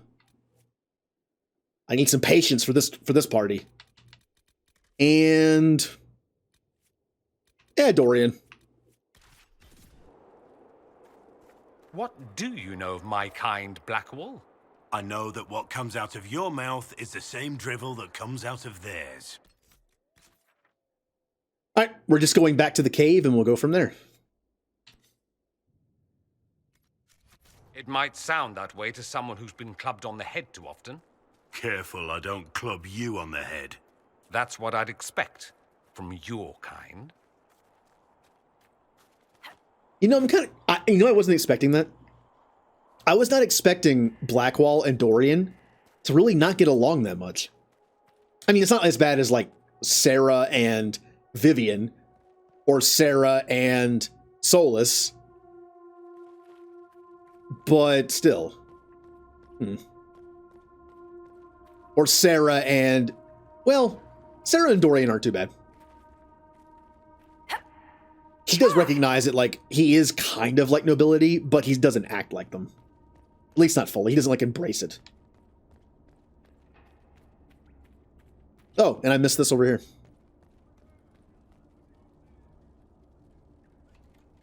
There are certain party combinations in this game I really haven't used much. Huh.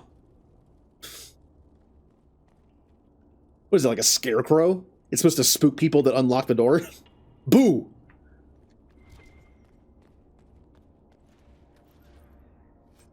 Oh yeah, I found a bucket. I found 2 buckets. Huh. That was... I'm assuming this was a regular door unlock and not a deft hands one, because there was nothing good in here. Oh, it's one of the, like, the dwarven puzzle box things.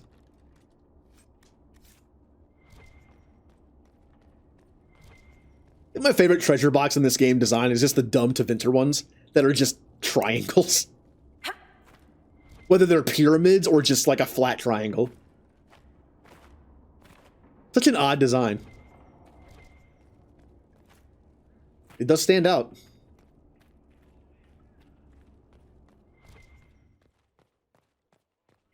Oh, that one's in the wall a little bit. Can't get it. Ooh, it's one of these guys. All right, we're in for a fight here.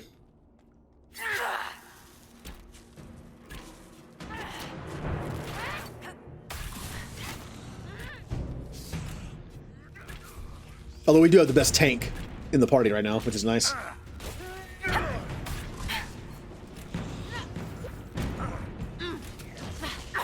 Mines. Ow. Oops. I should probably kill the little guys first. They're, yep, that's why. Oh, Dorian's back up. Oh, that's right. That's right. I gave Dorian... He's not a fruit. I said Durian. I gave Dorian the item that makes him have, like, very bad defense, but he gets up after death 75% of the time. I gave him that because he's literally a necromancer. And, oh, didn't work that time. 75% chance and it didn't work. It's like I'm playing XCOM. That was the wrong move.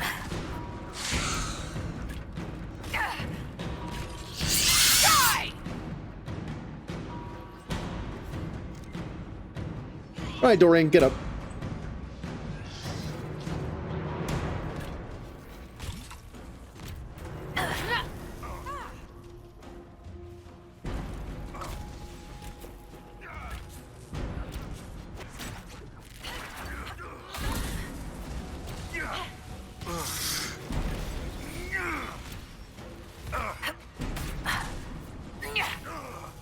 Mines!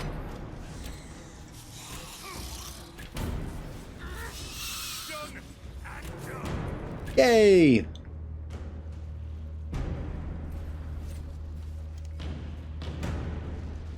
Oh, this is just like an abyss room.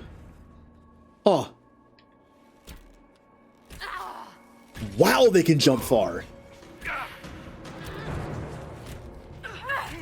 By the way, I like to point out that jump animation looked to be them just running in the air. It's fine. It's fine. I'm using that what jumping really is.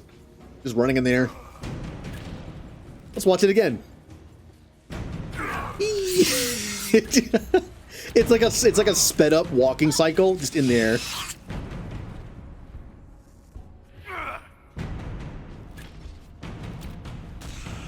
Yeah, get down from there. So how do I get over there?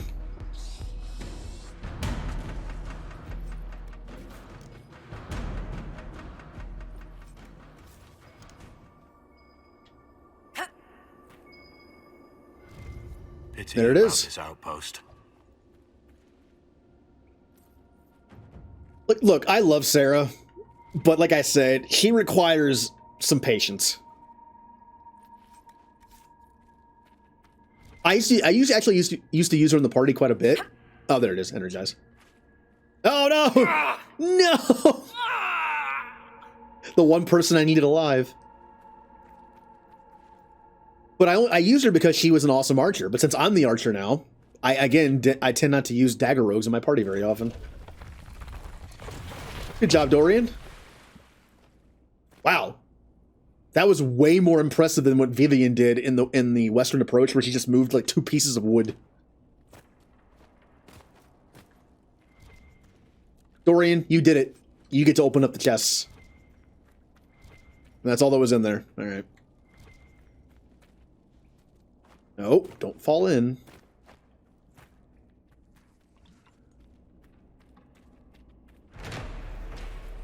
Landmark. Scary room. Ooh.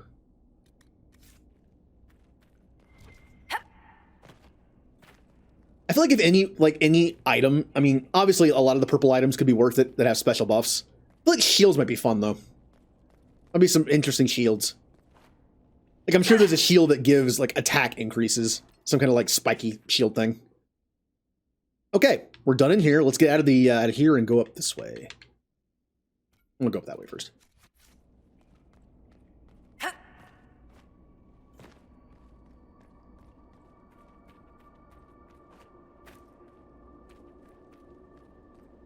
Now I can't stop thinking about KFC sides. You know what is everyone's favorite KFC side? Not necessarily KFC. When I say KFC side, again, I mean just like, you know, the typical, those kind of sides. Like macaroni and cheese, mashed potatoes, that kind of stuff.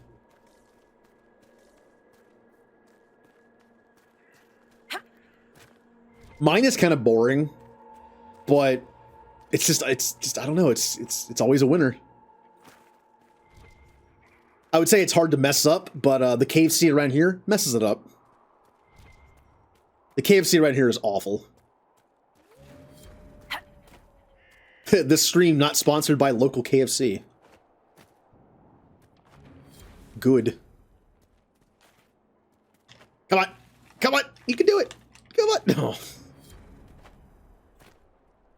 I don't know why I'm doing this. I can't jump over. Yes, I know seeing red is complete. Thank you.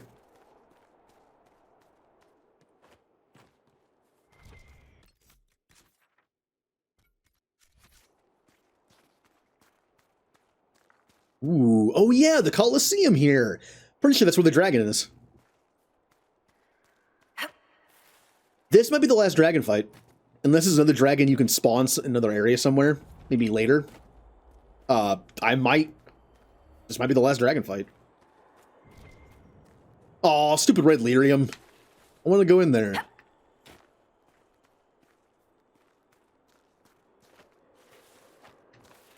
Alright. I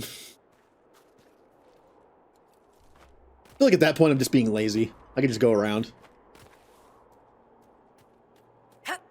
Oh, I can't get in the tower because it's blocked off by red lyrium. That's a shame.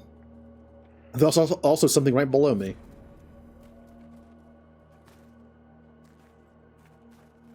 Varric isn't in the party. You know what? Varric loves me. Yep, you get a slight approval when he's not in the party. Now that's nice. That's nice.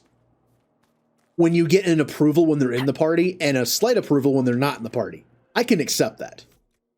I don't like it as when they're in the party they get an approval and when they're not in the party they get nothing. Like, come on, give me a little bit of a break.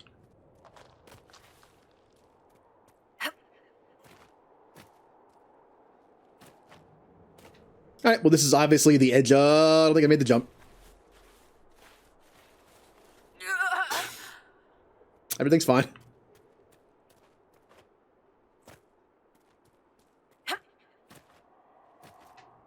Oh, a little camp area.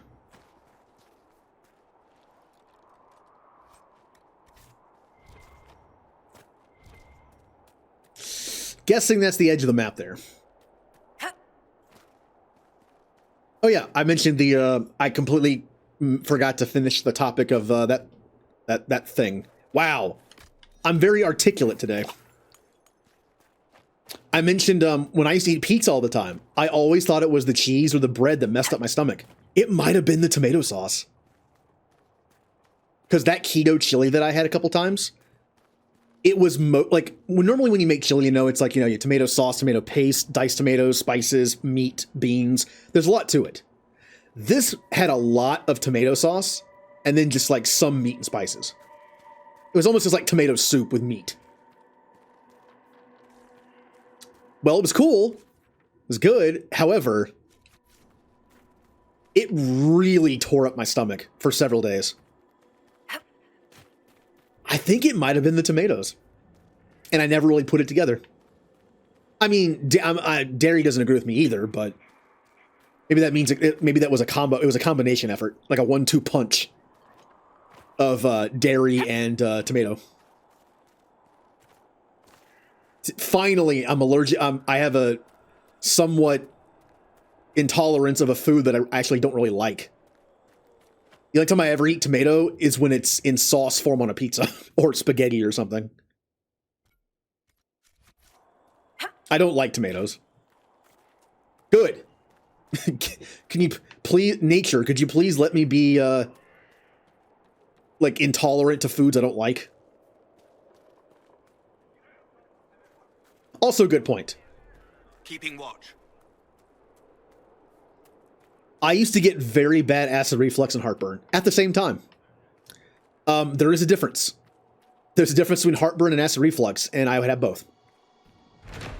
I mean, if you want to think about it this way, one is lower and one is upper, if you think about it that way.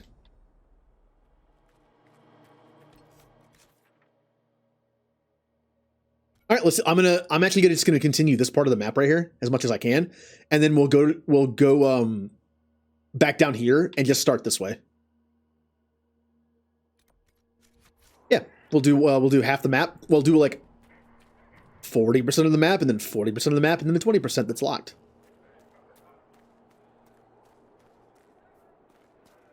I will eat tomatoes if they're in other stuff, like mixed with some stuff, but I don't like just tomatoes.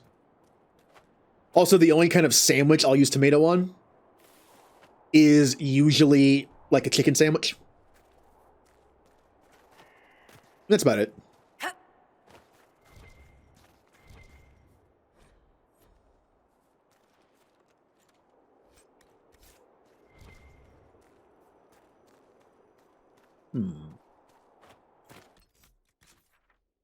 Interesting. So I can't go that way. There's got to be a way into this big area. Now, this might be blocked off. But there's got to be something in this area right here. Like this, I can't go anywhere in here.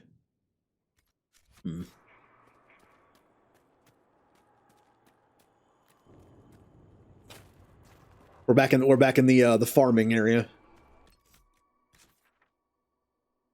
Maybe I can't. Maybe this whole area is just blocked off. Well, I'll tell you what. I'll go back to camp and then try to like go this way.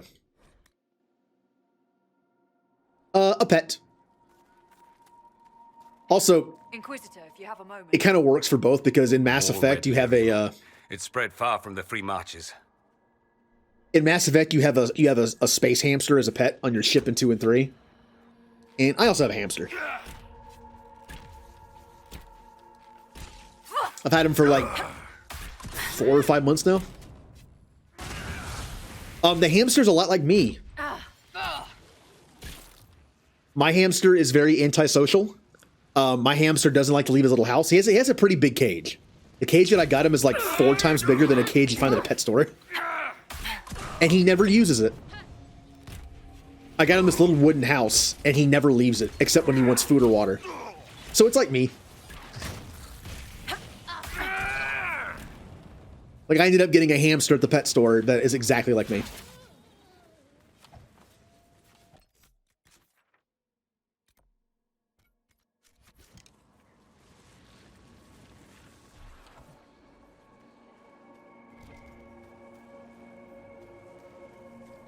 What I wouldn't give for some warm, spiced wine.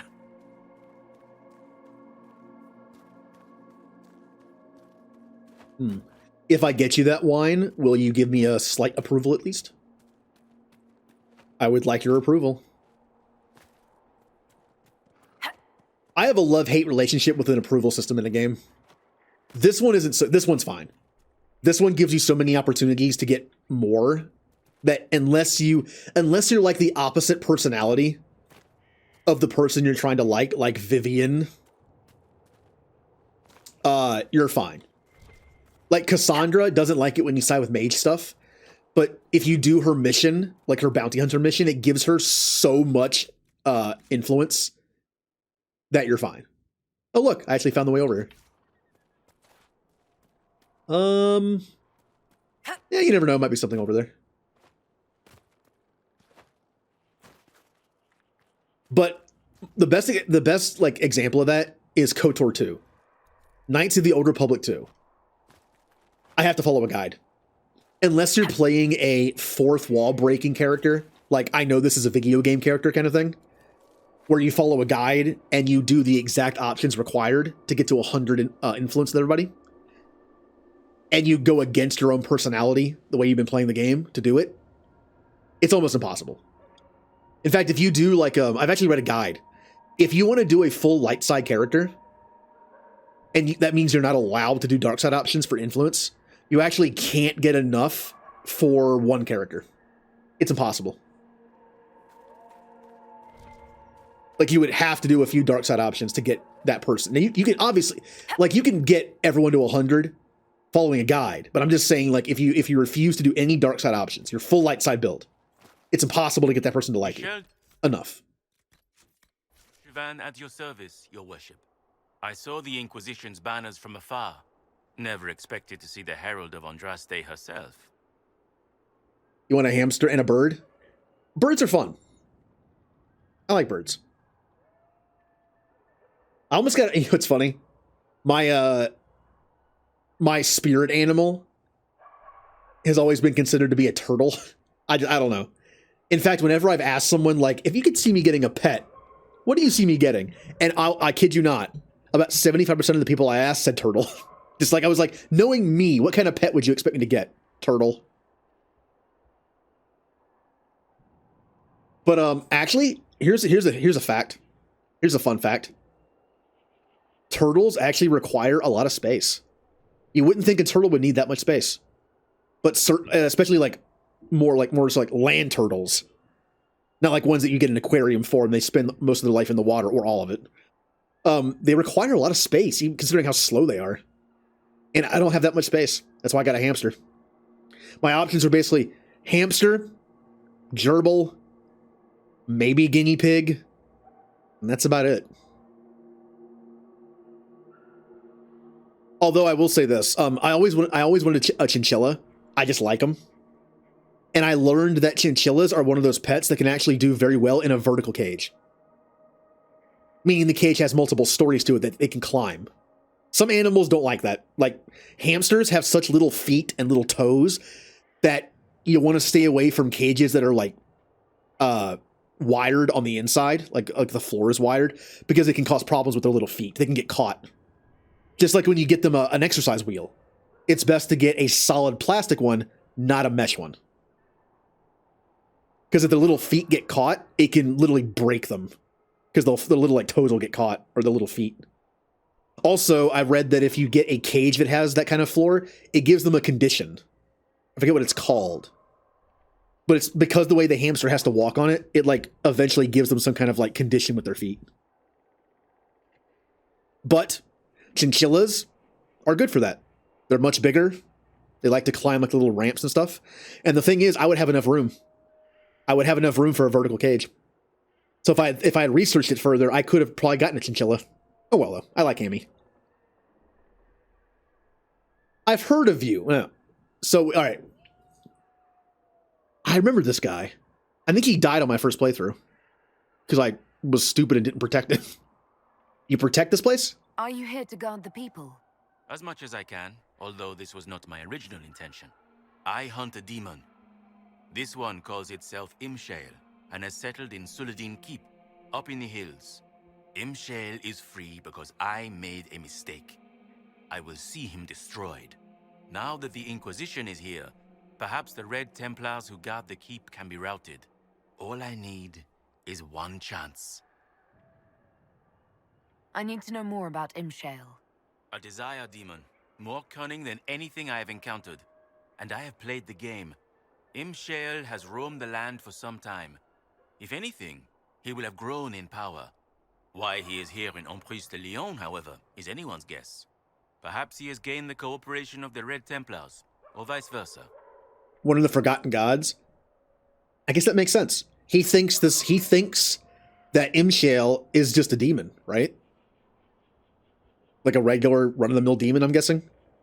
I'm guessing because they are a Forgotten God, they're like, oh, we didn't know they were that powerful. What's in Suladin Keep? Red Templars, so far as I can tell. Suladin is an elven fortress, left to crumble. The locals always avoided it, believing it the haunt of ancient elven spirits. You know where the demon is. Why wait? I am but one man. Suladin Keep is guarded by Red Templars. While I would happily give my life for this, I would not give it in vain. I can respect that. Yeah. I was just saying that, like, let's say like a demon, like something pops up, a spirit demon, whatever you want to call it, pops up and causes problems, and it tells you its name. If it's a god that has been forgotten, then, well, no one would know it was a god, so they might underestimate it. I'm guessing that means maybe it's a very powerful demon. Like, oops.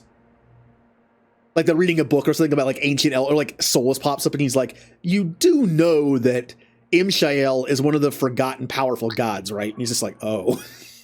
Well, that might explain something. Due to my extensive knowledge of nobility in Orlais, I know who you are. Michel de Chauvin? I know your story. You were disgraced and banished from court for treachery. There's much more than that, but it ends the same way. What does it matter? Despite all, I have a strong arm, a stout heart, and I still serve Orlais. Ooh, am I going to recruit him for the Inquisition? I don't care if you're disgraced in the politics of Orlais. I hate the politics of Orlais. That's a bonus for you. You could serve the Inquisition. We have use for strong arms and stout hearts. No, not until Imshale is defeated. Well, then I'll help you defeat it, and then you can join. Now, I think he died on my first playthrough because something glitched, and he went to fight something without me. Like, somehow the NPC went somewhere without me joining him, and he just died. It was something weird. So, like, something weird happened to make him die. We have a little town here. Something you don't see very often in Dragon Age areas. Actual towns. Oh, I missed this little area right here. Let's see if we can go back there and take a look. I have a hankering for that Dalish cheese you stocked last year. What happened to it? It's not really Dalish, is it? I asked the last Dalish hunters who came to the village to trade, and they looked at me like I'd grown a tree out of my head. Whatever it is, let me know if you get more. I would give anything for the taste. Do we want to know what the cheese was? Come, lad. I have dried beans and radishes. Pork, it makes a meal. I know there's a few side quests in this place. The Inquisition. Well, that was kind. You gave him some food. That was generous of you. Guys, what are you doing? I am partly to blame for all this. The Red Templars are here because, fool that I am, I sold them my family's quarry. They've taken every worker. We haven't seen them in weeks. And it's not enough. They keep coming, taking more people. And there's nothing I can do to stop them. My teammates are freaking out. I think the building is standing in their spot to stand and they don't know where to go. They're being restless. Stop! Calm down. How could you have sold land to the Red Templars? I didn't know. I swear by Andrastre's spire, they look like knights, chevaliers. Such pretty speeches. They said they would reopen the quarry, bring employment and trade back to Sarnia. We'd been struggling since the war began. How could I refuse? It was good for a time. People went to work, they were paid. Then they stopped coming home. After that, the Red Templars stopped pretending. Okay, so the story from her is Red Templars came in. She thought they were regular Templars, potentially, and was like, hey, come work in the mines. People will give you a job and food. And they're like, yay. And then they did some bad stuff. What do you mean the Red Templars take workers? People just disappear. First those who worked the quarry, then they took people from their homes. I don't know why. I just prayed they'd leave me and my family alone. Alright, so we need to take them out. The god of love, justice, and protection. She seeks revenge. Husband was the god of revenge and war. They're opposites. Oh.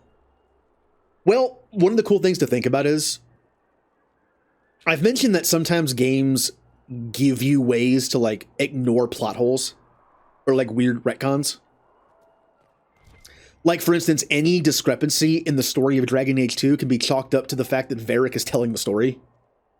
It could be embellishments, it could be forgetfulness, whatever. That's a good way of thinking of it. It's like, oh, that's a plot hole.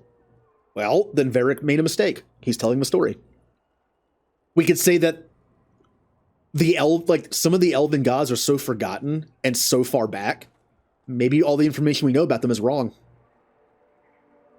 Maybe their roles were reversed, and then somewhere along the line, they were reversed in history. That's the cool thing about this. And it's actually it actually gives quite a bit of freedom to the writing of it. Oh, Creator, see me kneel. I see a mission. I didn't even talk to the person. I just looked at the thing and saw, oh, it's missing a ring. Works for me.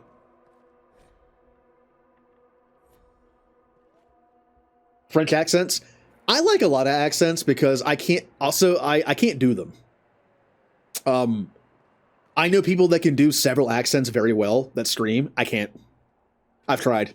I can't do like a single different accent than what I already have. And yes, I know that like American is an accent. I feel like it's a boring one, but it is an accent. I mean, we have several accents here. You know, you got Southern, you got like New Yorker, you got like a Minnesotian. It's odd how you've won over you got so many New England. Skyhold, Dorian. Ish. You're surprised they haven't all dismissed me as the charming but ultimately wicked Magister. Never. You're more the spoiled prince, and I question your reasons for being here. A prince? A little bit left, but I doubt there's anything in there. I've moved up in the world. My reasons for being here are the same as yours, thank you. I find that difficult to believe. Perhaps when you get past the simple heuristics that define your world, we'll get along. You guys will get along eventually. Aha! We're in Red Templar land again. Kill. Hey guys.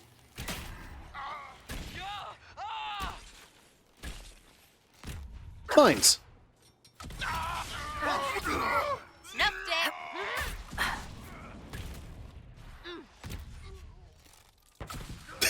I love doing that. It's so much fun. I'll do it again.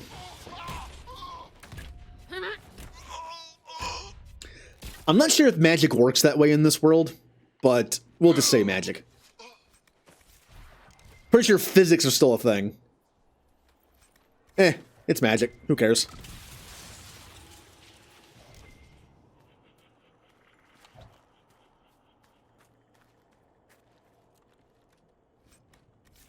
How full is my inventory? Yep. Well, I take care of that eventually. More lyrium, that's fine. Varric loves us. I'll take the slight approvals. I don't feel like having... Well, are we close to a camp? A little bit. We're fine. I can live with it.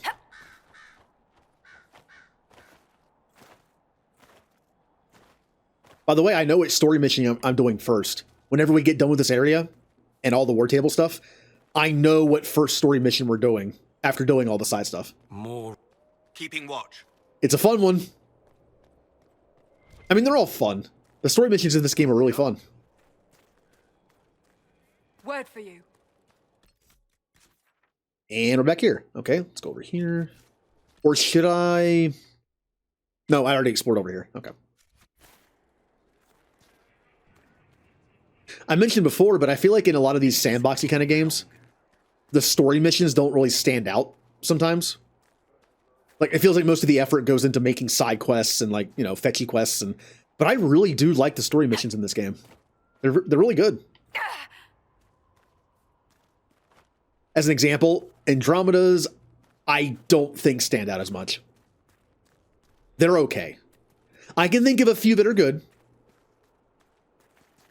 But some of the others are just kind of like, they're okay. They're there.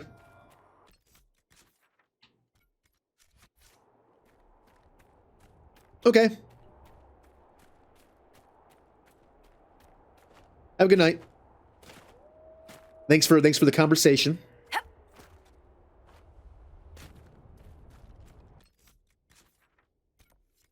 Talking about Dragon Age and KFC sites. What interesting combination. Interesting combination of topics. What's in the boat? Anything in the boat? That's depressing. I'm not sure why. Well, because the boat can't move. That's what boats do.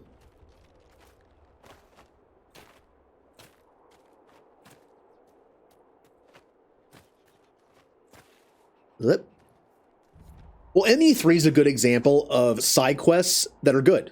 ME3 is not a sandbox game. Not really. I mean, again, you can argue what is and what isn't. I've heard the argument what is and isn't an RPG so many times, I don't care anymore. It is what it is.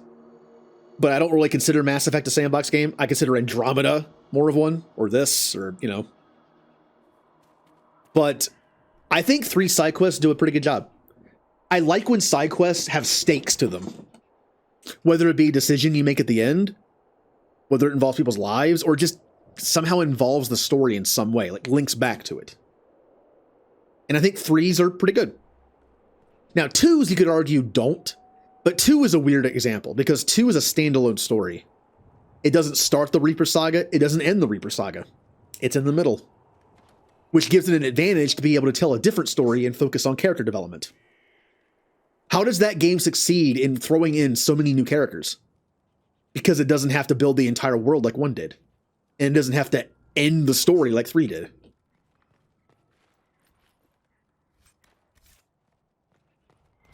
But I love 2's loyalty missions. Even if they don't really go into the story of the game at all. Most of them anyway. Tally's does a little bit. Because it introduces like the whole Geth Quarian war stuff for later. Ooh. Oh, it's level 17. Outdated.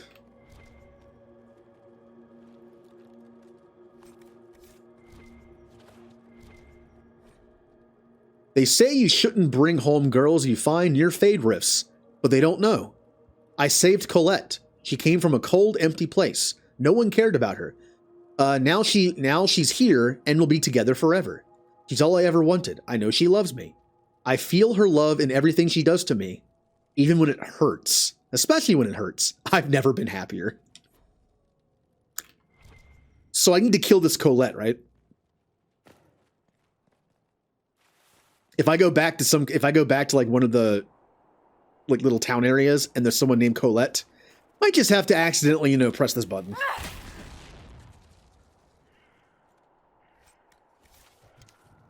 I have no idea if that comes into play or not. It didn't unlock anything.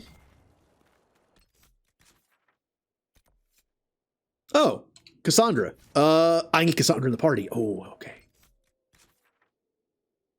I'm actually lucky the mission didn't pop without Cassandra in the party. I believe this one looks closer. I could probably just go down this way because the water's frozen. Every collector mission takes you out of getting to know your squad. It feels like smashing random piano keys in the middle of a symphony. That is an interesting way to look at that game. The collector missions are the story missions. The getting to know your teammate missions are the side missions. Yet you're more invested in the side missions than the story missions. I mean, I see that as a win or a loss, either way, whichever way you want to look at it. It means that they did a very good job with the. If you like the character missions so much and the character moments, and the main story interrupts that, that means they did a good job with character stuff. I'm going to bring Soulless and Iron Bolt. Hey, Seeker. If I hit a guy high while you go low, you think we could get him to flip? Flip? Yes. Ass over tea kettle, you know. I suppose that could be done. I've always wanted to get a guy to flip. I love their conversations.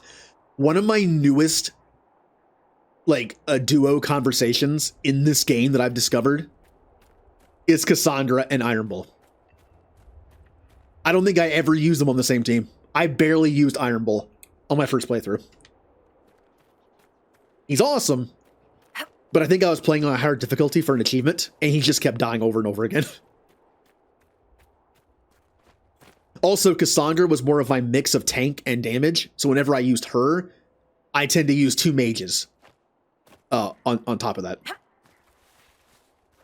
Like, I didn't want to use, like, 2 warriors that were both spec'd for mostly DPS.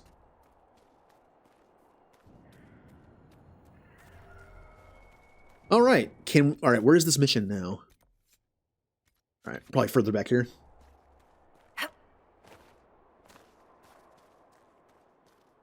Hello? I'm looking for someone to kill.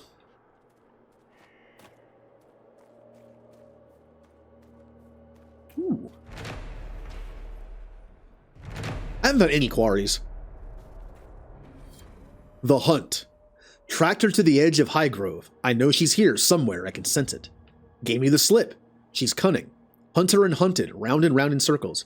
It's a game, a dance, a ritual. It wouldn't be the same without it. Tracks head to the ruins. She might be resting. I need the element of surprise. Leave everything unnecessarily behind. A bong. Hello, Dominique. Thank you for the raid. Playing Mass Effect. Ooh. Where are you in Mass Effect?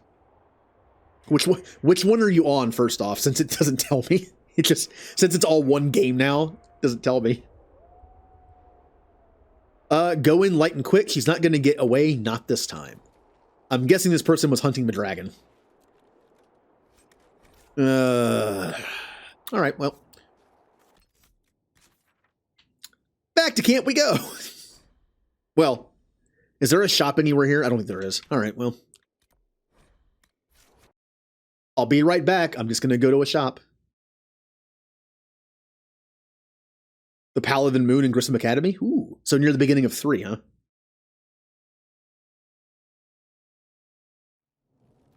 I'll be honest, I'm getting that itch to play Mass Effect again. Help yourself to a sock from the basket, but only one! Eat some dinner? Eat some leftover stuff? Leftover Mexican food? Oh, I will eventually. My Renegade Sentinel playthrough is going to be a thing. I have never played Sentinel, so I'm going to do it. It's also been a while since I played my what I call my like nice Renegade character, so that'll be fun. Not a complete psychopath like Brock was. A more understanding Renegade Shepherd, you know? Someone you could see their point of view much easier. I never used that Warhorn thing. That's good. My poor inventory. Anything in here worth using at all? Not really. Alright. Back to where we were.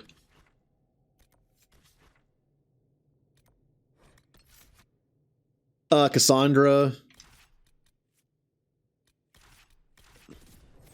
Shepherd. Shepherd. Oh, my back.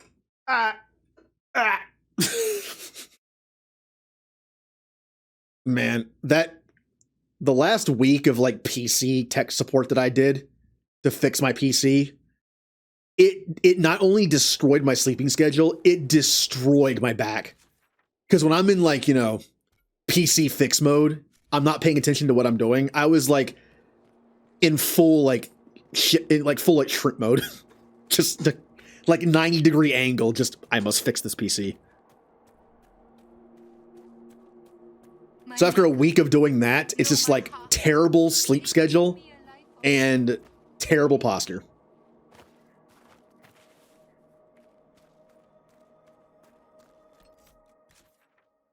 I will fix my sleep schedule one of these days. Like, if I could get back to, like, going to bed at, like, 4 in the morning and getting up at, like, 10 or 11, I'd be fine with that. But the whole going to bed at, like, 8 in the morning and getting up at, like, 1 or 2, like, something like that, like, that's not good. I need to fix that. Alright. Let's take care of Cassandra's business.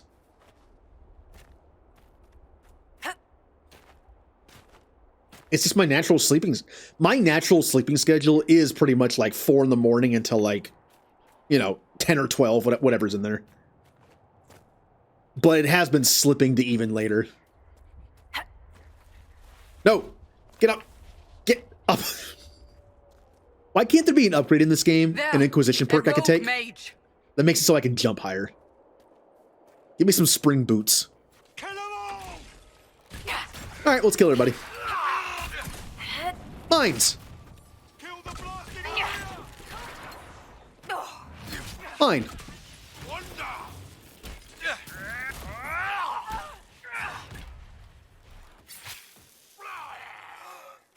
Oh, already dead. It's over. Thank you for bringing us here. Yeah! Cassandra loves me. Cassandra is one of only 2 romances I've done in this game. I romanced Josephine the first time through, and Cassandra my second time through. Cassandra romance, pretty good. I like it. I've always liked her as a character, so it was fun. Wow. Well, look at this. Is this where the mission is? Like, this is where the bridge is? I can't go any further here, I think. Here, let's go to this camp and take a look.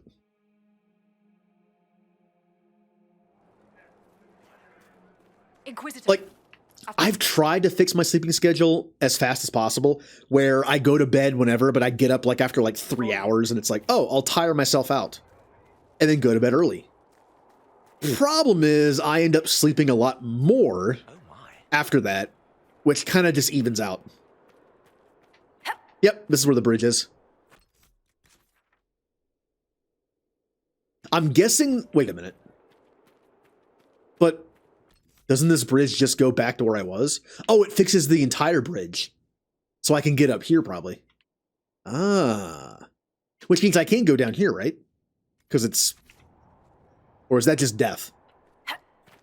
That looks like death. But there's something down there. Huh. Oh, that's the camp. That's what's down there.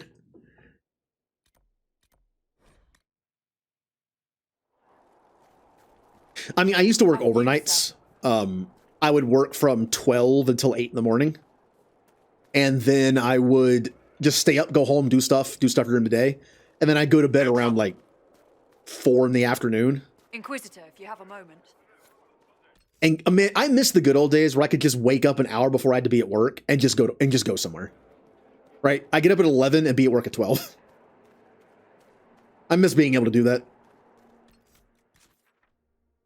Yep, we're good. All right. That is half the map done. We cannot go anywhere here. So we're going to go to this camp and start going this way.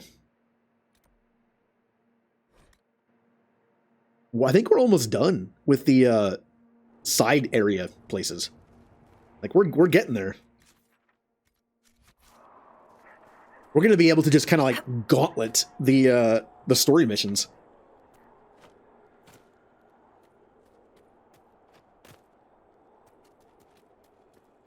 Me. Which also makes us very powerful for those missions. All right, so I can go here, but I do want to loop around. I know I was hugging the map on this side, which would technically be I want to connect this. I want to connect this and like get over here as fast as I can. So we're going to go right as much as we can. Now, yes, I know there's a mission thing over here. I'm doing it. I was going to say I'm going to ignore it for now, but I mean, it's right here. When it's that close, how could I resist? An item. There must be something here. In a bottle? On the inside, huh? Where am I? Oh, I'm at a quarry. I'm guessing I'll get at least one quarry here. Oh, hey guys.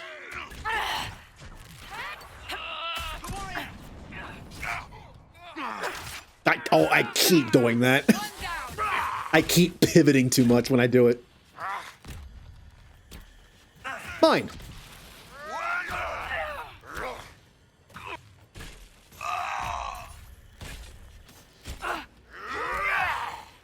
Whenever I play my jerk playthrough as a two-handed Canary player, that I'm just a jerk and don't care about stuff, I have got to get that hook ability. For that Cassandra has. It's fun. Just being able to be Scorpion. I didn't take it when I did a sword and board character before. I didn't take it for that character. I should have. You have to help us. They'll turn us into those things. Oh, these are the people that the Red Templars kidnapped. They're turning them into Red Templars. They're making them eat lyrium. Red Templar lieutenants are in the quarry. This won't stop until they're dead. Oh, I'll take care of them. Making people eat nasty lyrium. It's really bad for your teeth. They're eating, like, basically eating rocks. Oh, I don't like to think of that. I have kind of a... How do I explain this? I don't know how to explain it. Like, the idea of, like, eating, like, chewing on something, like, biting on something like a rock, just, I don't like it. I don't like the feeling of it. Like, when someone mentioned they chew on tinfoil for fun. Like, why? Why? Ew.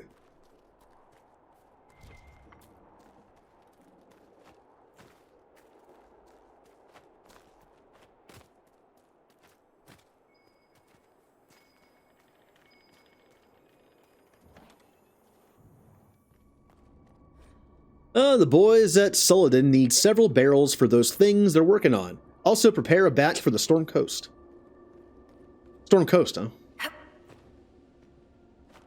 Come on, go up. My Inquisitor cannot go upstairs normally. Too slow.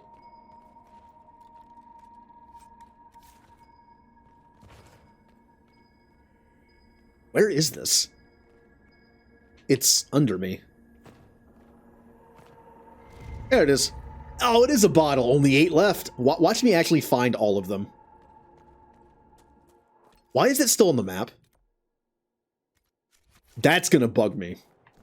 It's still on the map. Is there a locked door I missed up here that leads outside? I don't know the point of it, but... Nope. Alright, that's just gonna bug me forever.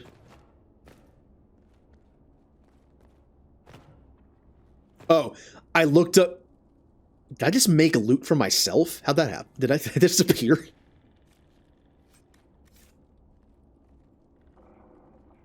It's like a ram came in here and exploded in the 10 seconds I went upstairs. Huh. Yep.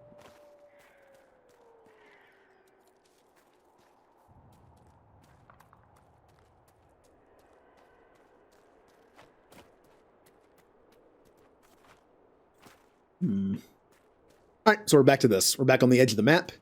Moving on. Should probably drink a potion. Yeah.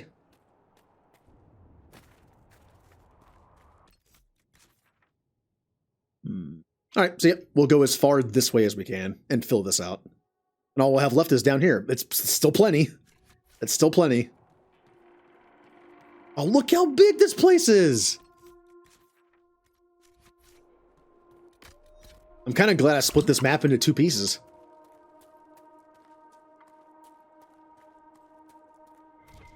You knew it was going to be a big map when it cost 20 power to unlock it.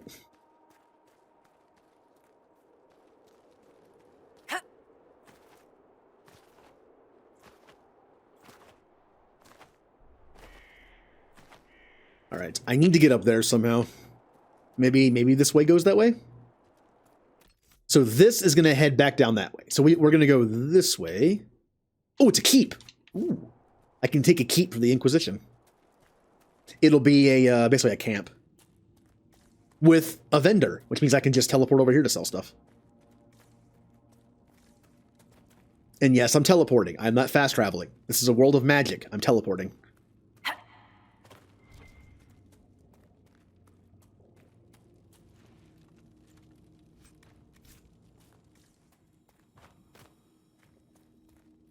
I heard something there for a second. How many shards do I have? Like, is there a thing in here that says how many shards I have total? There is, isn't there? It's probably just in here. It doesn't tell me. I don't know. Have I gotten all the shards? Are there any shards? There are shards in this area. I'm probably missing some, I'm guessing, down south, but you can fast travel in Horizon Zero Dawn, but you almost never do. Honestly, my first time through the game, I probably won't either. Unless I am backtracking somewhere, like, for the 10th time. Well, no, you're right. In most instances, I don't like to fast travel, because you miss stuff. There's probably a rune in here, but I don't need it. What the Veil Fire's for. It's probably in here. So, I still don't know how to get over here. I couldn't find a way up anywhere here, or here, or here. There's got to be a way to get into this big area, but I don't know what it is.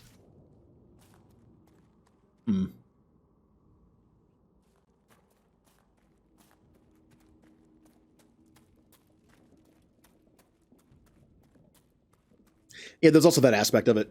The sightseeing. When you play a game over and over again, you kind of forget just to stop and look around. I like how Mass Effect Legendary Edition did that for me. Because it's a remaster, I wanted to see what the new world looked like. Oh, there's a different cave system over here. I doubt I can get over here because I'm gonna get stuck, but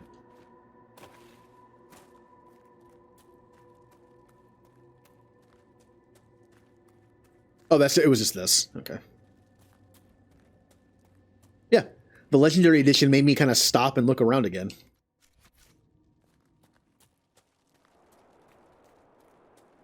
Well, that leaves... I don't want to go that way yet. Ooh. Look at that castle. So, Ninja, your first time through Horizon Zero Dawn, how long did it take you? I like to have a timetable for my games in terms of completion. It doesn't have to be accurate. I mean, I could take like 100 more hours than you did. It's just, I like to have some idea. My brain always likes to know what time it is. Whenever I wake up in the middle of the night, I see what time it is. Not because I want to know how much longer I have to sleep. Just because I want to know what time it is. I'm curious.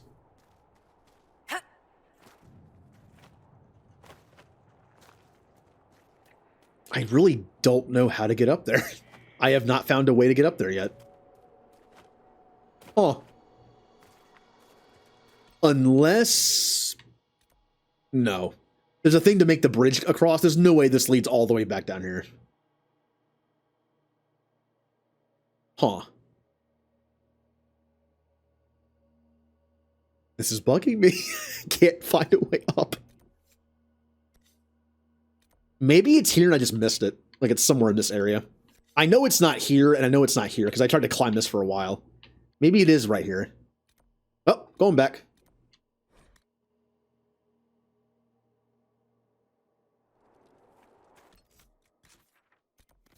Go that way. Yeah, oh, look! There's just a bridge that goes across here. Huh. I pay very close attention to detail. But not the obvious.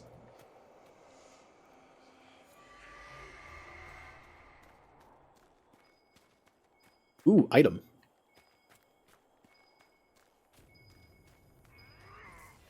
Nope, I'm busy.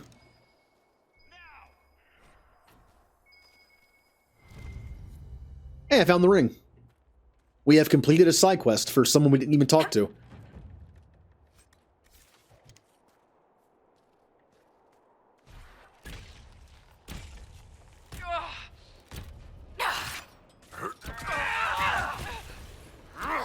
Yes, explosions!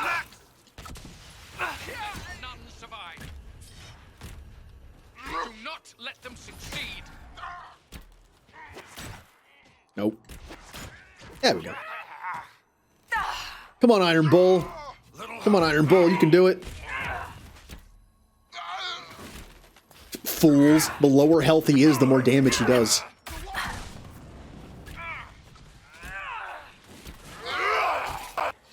Oh, that broke the audio for a second.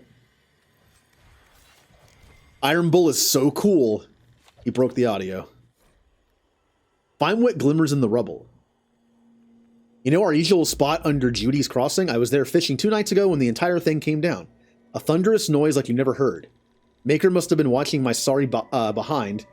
I don't know how I got out of there alive. It was those damn Templars. I told you there was something shifty about them. Anyway, I picked myself up when I saw that something glittering in the rubble on the shore. I would have gone and looked, but those Templars were poking around what was left of the bridge and I didn't want them to see me. I'm thinking there might be some sort of treasure hidden in the bridge. I'll need you to look out while I dig. Come by when you're got a mind to, and we'll head over. I like treasure.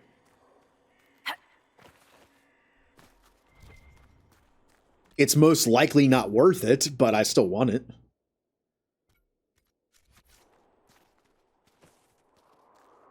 Can I get up there? How many times have I asked that in this playthrough so far? How do I get up there? Or can I get up there?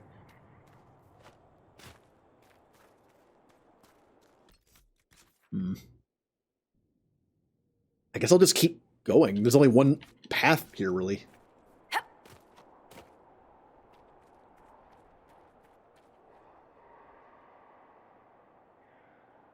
Yeah, even if I can get up there, it doesn't look like there's anything actually up there.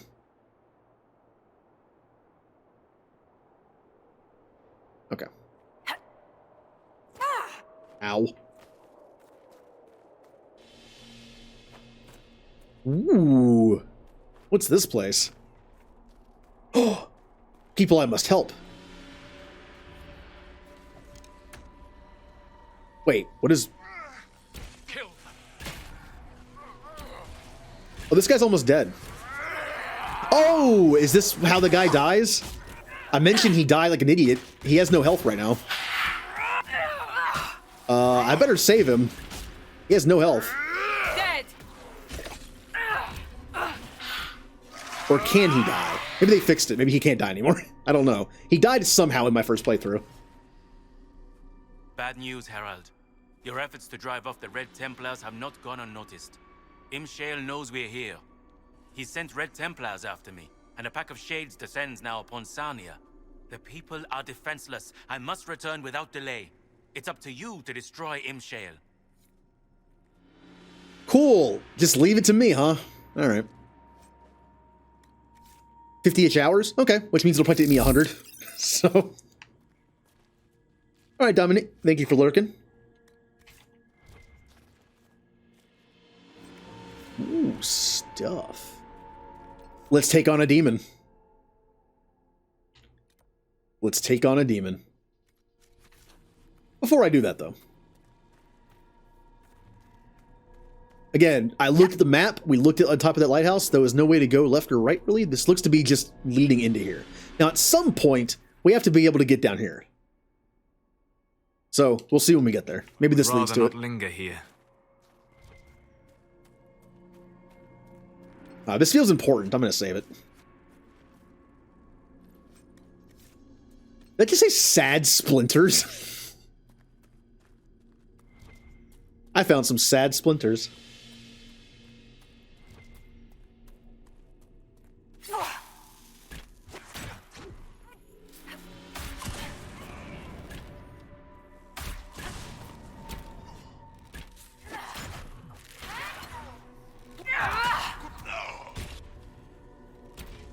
Man, being an up-close archer is kind of fun.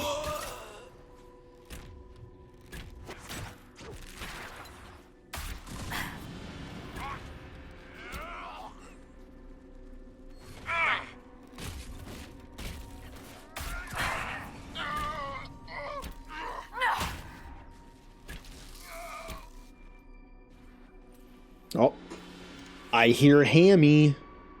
I hear Hammy moving around in his house. I didn't say cage because, like I said, he never leaves his little house unless he wants food.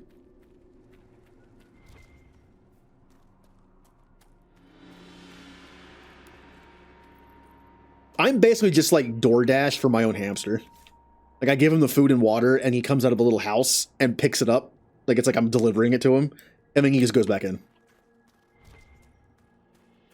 Are you streaming in there, Hammy? Are you playing games? I should make like a wooden setup in there. I should make like a little wooden PC somehow, like whittle one. Make him like a stream setup in his own little house. I'm sure he'll just chew it to nothing, but...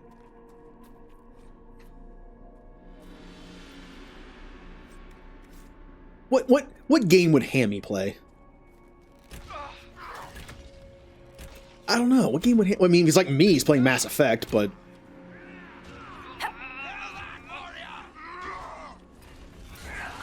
An MMO would work for him since he just never leaves. I mean, he's a Final Fantasy XIV player. I can see that. Which I am, on and off. More off than on lately.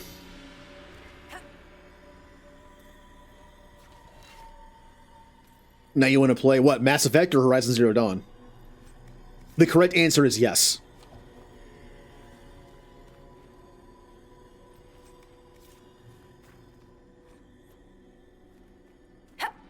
We found the heart of the Red Lyrium operation. There we go. Ugh. Just locking people up into cages and exposing them to Red Lyrium. Nasty. That's a Red Lyrium giant, by the way. That's kind of scary. Oh, it's the stuff I needed for Hinterlands. Well, I found some.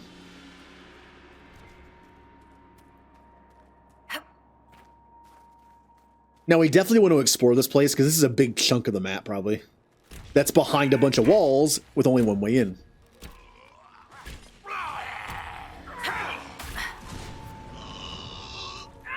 Oh, I'm almost level 21.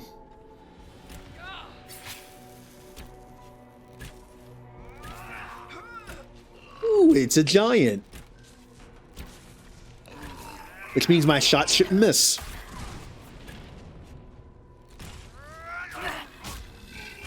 Ow. I really need to get evade back.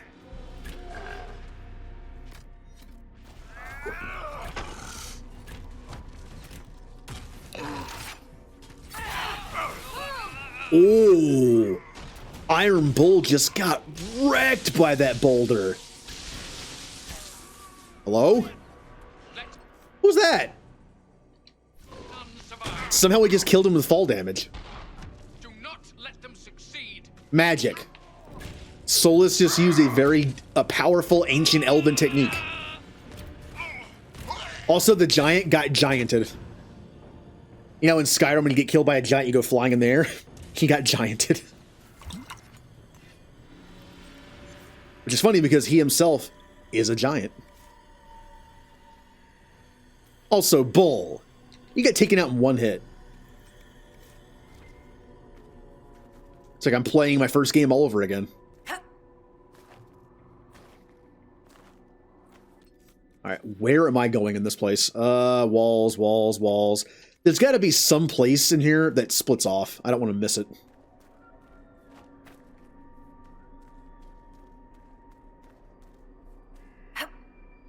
It's a very powerful spell.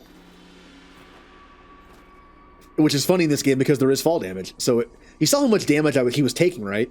I wasn't doing a lot of damage to him. That fall just made that fight last like nothing. That fight was going to be several minutes. All right, how do I get in there? Or on top? Ah, it's on top. Okay. Ah, the tree. Conveniently, this tree is here. Nope. Inconveniently, I can't platform.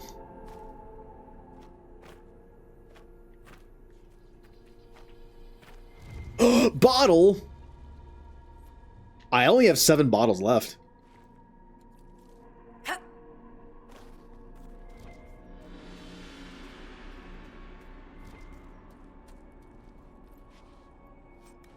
Ooh, crafting materials. Look to be mostly tier 1, so not great. Everyone makes you uneasy. Calm down. What I hear is, Imshale was sent to help oversee red lyrium growth in the quarry. He supports the cause, and that's all that matters. Keep your nose down, do your job, and don't antagonize him. They're allowing, like, a demon person to be in charge of the mining operate. What are they doing? You guys are dumb. Ooh, which way do I go? So, Solus, this way. You go into the Fade on purpose when you dream? Just to hang out? Nothing over here. Yes. The Fade holds a trove of memories to explore. Spirits know secrets lost to this world. Yeah, but they're spirits. You can't treat them like people. Would many not say the same of Kunari? No. Because Kunari don't go around trying to possess people and turn them into abominations. Instead, you conquer them and turn them into servants of the Q. I'm Commander Shepard. Oh, Welcome come aboard. on! I like how you made a very good point there. Well, thank you for the follow, Anti-Hero.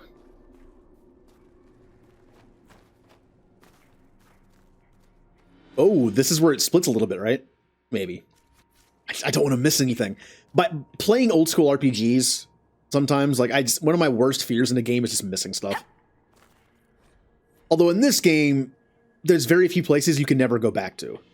Old school RPGs, they were so brutal with that. You miss an item, and you can never go back. Also, Ninja, thank you for giving some points to the Pineapple Pizza boss fight. I will take it. I will take the pizza, even if it has to have pineapple on it. I'll take it.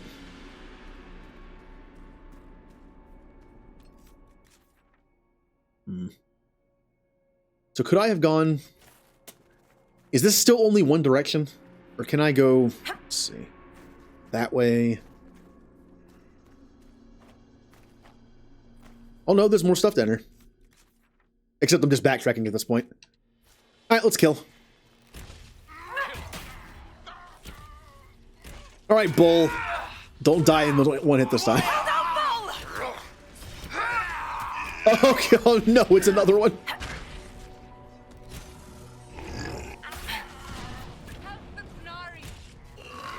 He has a name, Cassandra.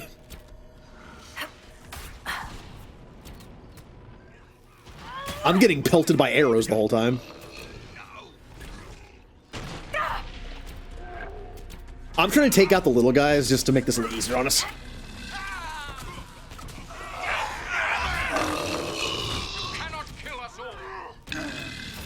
Once I get evade back, I'll be a lot better. Because getting in like that is very dangerous. You know, obviously for being a very squishy rogue. Yep.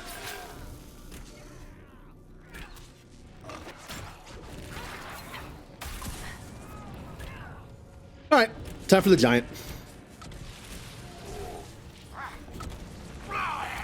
Oh, he stepped on my mine. It's like stepping on a Lego piece. That's even worse than a mine.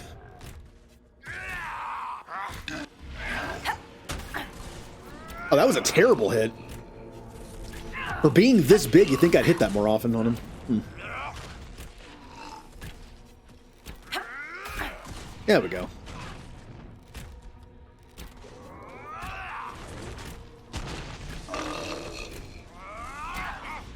Yay!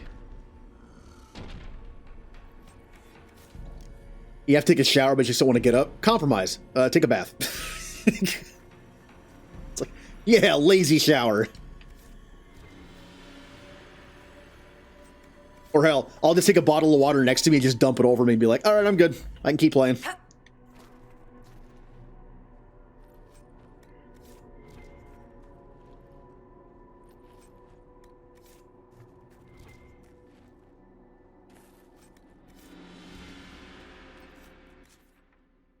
It has to be... Okay, I'm assuming I'm going, like, all the way around here. But I remember there being a split path in this place somewhere.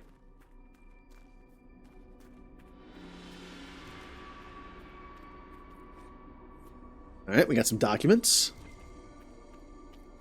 More documents.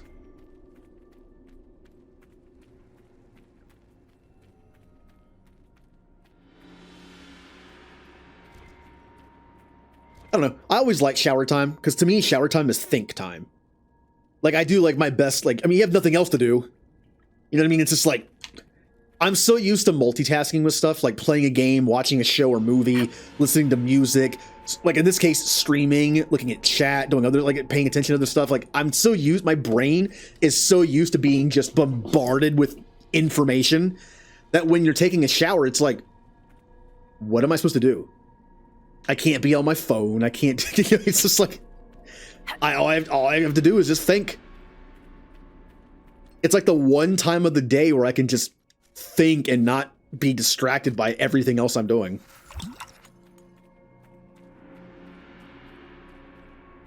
Oh yeah, sleep's some of the time. And of course, that's dumb because you can't sleep. I've actually had moments where like nights or even mornings where I started thinking about like stream ideas and I was just like, shut up brain, I'll do this later. It's plenty of time to do this later in the day. Stop doing it now.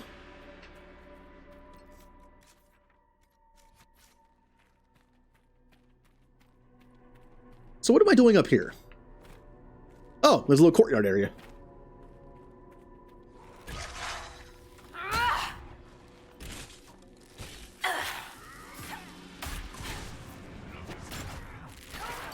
Wait, that move can crit? It can't. I think it can. That little kick that I do on them, because if you notice when I do it and get a crit, yeah, it makes my It makes my cooldown go down. Huh. So I can even trigger a better cooldown a little bit by doing this once.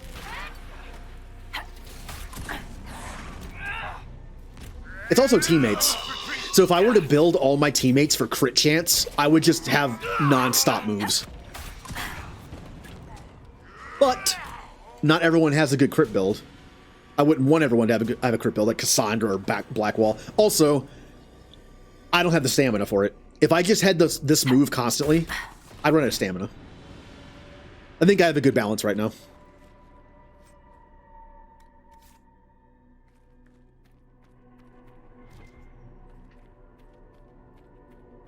It's warm water splish splash, not scalding hot water.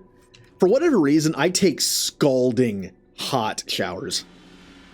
I don't like hot weather. I prefer cold. But for whatever reason, I take scalding hot showers. I don't know why. I find it comfortable. To the point where I run out of hot water pretty quickly because I'm using it all.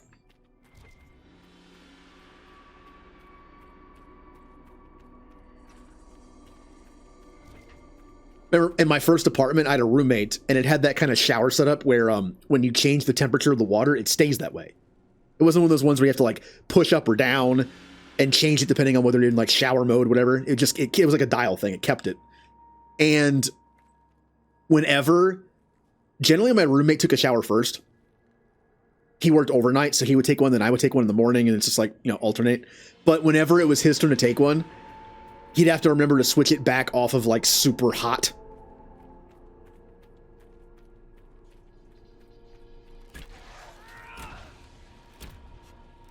Now that I say that, do any showers have that setup anymore where you have the two different dials or knobs and you have to like mix them? I feel like every shower I've seen in the last like 2 decades has been like the dial thing that goes between hot and cold. I haven't seen like the 2 knob set up in a while.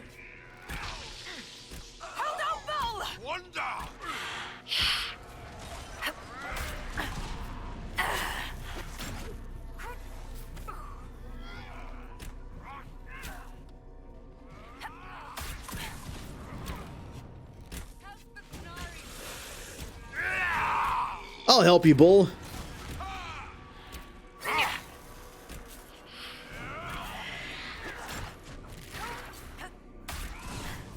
Oh! I flipped the big Templar in the air by going under him with my hook.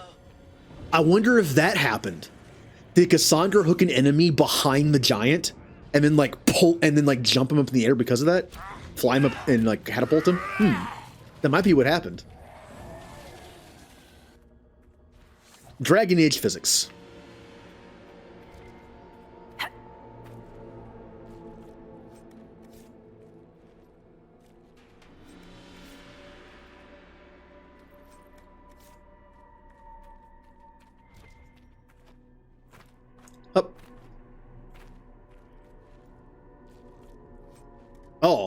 just noticed it makes like a slight squishy noise when you interact with it. Never noticed that. I'm just gonna destroy stuff. We got a good amount of money. I can always get more off stream by doing quote unquote side quests.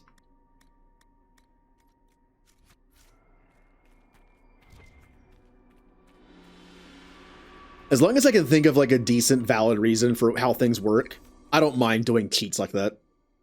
Kind of like Mass Effect 1 where I had like 6 million credits at the end of the game. And at the start of 2 I had like 600,000 and 3 I had like 35,000. I just got my money back. Not a big deal. I got my old bank account back. Oh. Huh. This could be decision-making time. I wonder what's going to happen. Ah, the hero arrives. But is it hero or murderer? It's so hard to tell. You're the demon called Imshale. Ahem. Choice spirit. Talky ones. I hate the talky ones. Wait. These are your friends? They're very violent. It's worrying. True to my name, I will show you that you have a choice. It doesn't always have to end in blood. What's the choice? Talk. It really hurts to listen. Trust is another matter entirely. Simple. We don't fight, and I grant you power. Shower you with riches. Or maybe virgins. Your pick. Then we all live happily ever after. Well, not all of us. But who's counting? Wow. Here's the thing. I don't trust him. I don't trust him at all. Like, previous Dragon Age games have taught me, this is kind of like a monkey paw situation, where I feel like you make a wish, and it goes bad. Like, if I wish for, like, riches, it's going to be like a vault of gold that just crushes me from above. If I wish for power, it's going to make me so muscular I can't move my body. And the bottom choice, well, they'll probably be like vampires who just kill me. I'm just going to kill you. I just don't trust you. No, you die, demon. Alpha. Choice spirit. If you won't be smart, be afraid. Oh, you're fun looking. Oh, and of course you have spiders.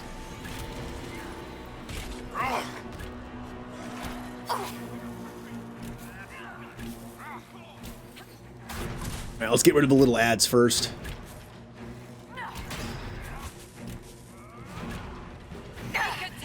Ow.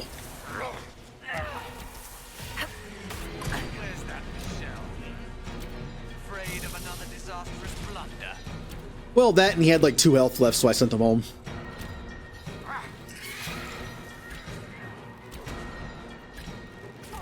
Alright. Enough of all this. I'm kind of surprised he doesn't try to tempt my teammates. What would he offer Iron Bull? To become a dragon? He could turn Iron Bull into a dragon. What about Solus? I'm not sure what Solus would want. We don't know that much about him yet. Cassandra? Cassandra's pretty strong-willed. I don't know if he would be able to tempt her with anything.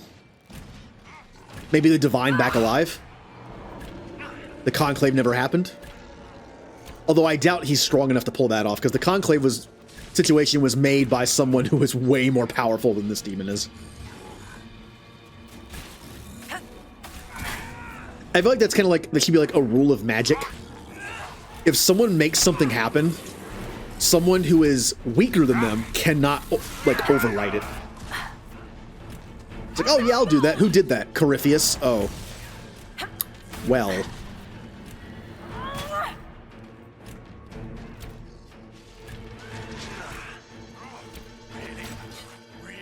Alright.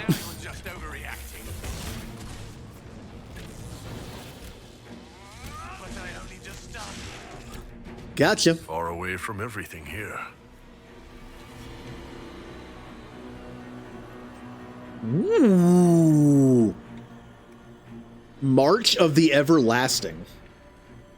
Front defense, maximum health, melee defense, strength, extra damage for each enemy within 8 meters. This is kind of nice. Might be considered better than... I'm going to make tier 3 stuff for everybody eventually.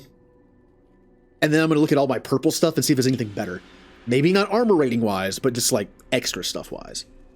The wearer of this amulet generates mana or stamina at a higher rate. If it wasn't for my necklace giving me 10 cunning, I might wear this.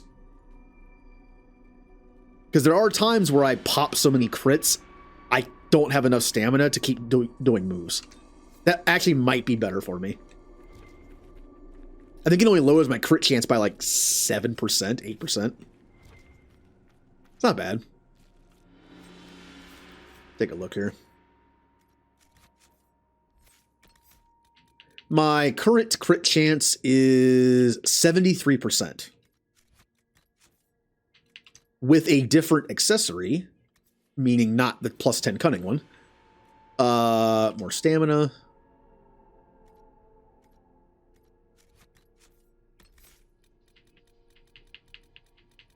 $68. Oh, that's not bad at all. It's only 5. 5% less crit chance for a better stamina rate. I'm taking that.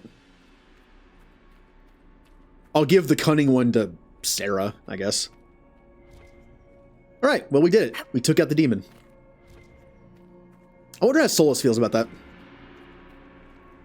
No one seemed to react to it. I would have thought Cassandra and Iron Bull would be happy.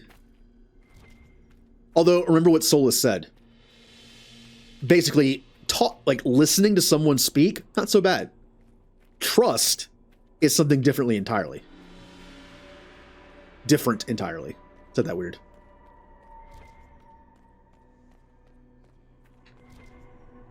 Is he gone?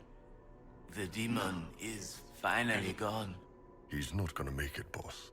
Delirium has taken hold. He doesn't have long. What was he doing? Why was the demon here, working with the Red Templars? A garden needs a gardener. Nurturing gentle hands. Directing the change. Not too fast. Not too slow.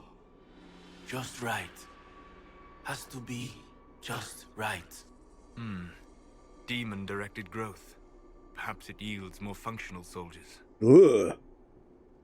So he was controlling the spread of red lyrium in their bodies. The corruption. Just enough to make them useful. Kind of like the idea that if you indoctrinate someone too much in Mass Effect, they become more useless. There's nothing I can do for you. I'm sorry. Imshale. He said he could take the red out. If I said yes. Imshale could have saved you. He liked to watch the agony. He liked to play. We were his garden. Consent and live. Deny and be consumed. Oh, but what he wanted. No. Anything but that. I chose the red. I chose. Yeah, I think we did a good thing killing that demon. I'm pretty sure, yeah. These were his flowers in his garden, and he liked to watch them suffer. I think I made the right call.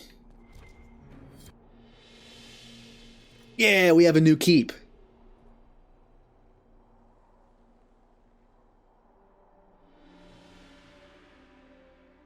So a new base of operations, away from Skyhold. Might have a few side quests here, too, to fix up the place. Yep, new operations.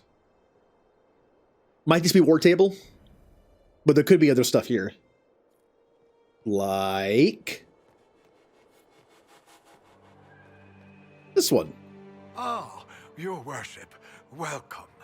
I am Baron Edouard Desjardins of Leeds. I am pleased to meet you. Ambassador Montillier speaks highly of you. You seem to know Josephine quite well. Oh, yes. Yves Montillier, Josephine's father, is an old friend. We used to hunt together. I watched her grow up, you know. Such a clever girl. She could charm wolves to dance with hares. I am gratified to see the Inquisition has not overlooked her talents. What is your role here, Baron? Oh, well, the Ambassador entrusted me with handling the Inquisition's enterprise in the Dales. Much of our efforts are concentrated on rebuilding, eradicating threats, reopening trade routes, and such. And of course, I will oversee the forging of relations with the nobles of Southern Orlais. Any news, Baron? Perhaps you haven't heard about Judicale's Crossing. The Red Templars' activities caused a catastrophic bridge collapse. I shall take my leave. All right. Oh. It's just right there. Okay. So in order to get that shard, you had to do the keep. At least get this far. Which if you get this far, you might as well just take the keep. Wait, I can craft armor here? I don't have to go back to the Undercross? Interesting. Okay. I like it. So there's still this right here. I like to think it's empty, because the wall is here. I could not find a way to get over this, really. I don't know. It's also so far away from any camp. It'd be kind of a pain to have to, like, go all the way down here just as... Oh, well, there is this little area right here also. I'll do that, at least. We'll try it. But I'm betting there's nothing here. There are a few maps in this game that have, like, spots like that in the middle. Yeah. Oh, here's where the bridge is. Well, there's more than one bridge. There's also this one. Turn the ring, inform Mikhail of Ishmael's... Imshael's demise. All right. Let's do this first.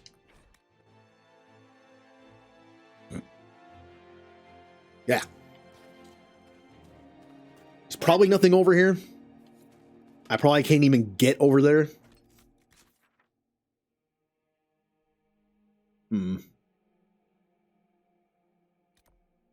Oh, there's also... We'll do this. I'll keep going this way and get as far as I can, and then we'll go this way. Don't care. Ooh. Oh, I have to... Oh, no, I can still do it when I'm fighting. Okay. Oh, hello, Thoander. Going pretty good. Just doing some Dragon Age. This is one of the last maps we have to map. I'm not super efficient at it, but I'm getting there. Ow. Alright, I didn't want to kill the wolves, but now I'm trying to so I can get out of combat, and they're running from me. That's kind of annoying. Alright, enough of this. Luckily the wolves don't really count as, like, enemies where I can't fast travel. I'm glad the game thinks that way. It's like, they're only wolves. They're not going to be much of a threat.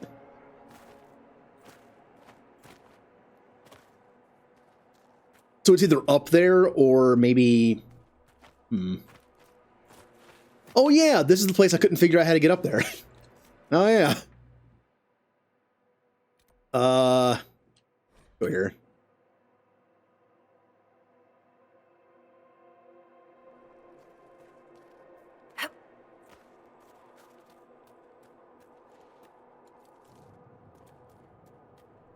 Up.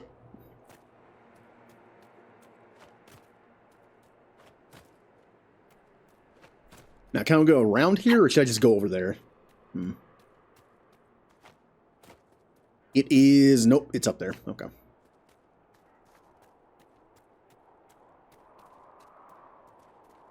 Yeah, I'm pretty sure I didn't find this before because I didn't know how to get over there.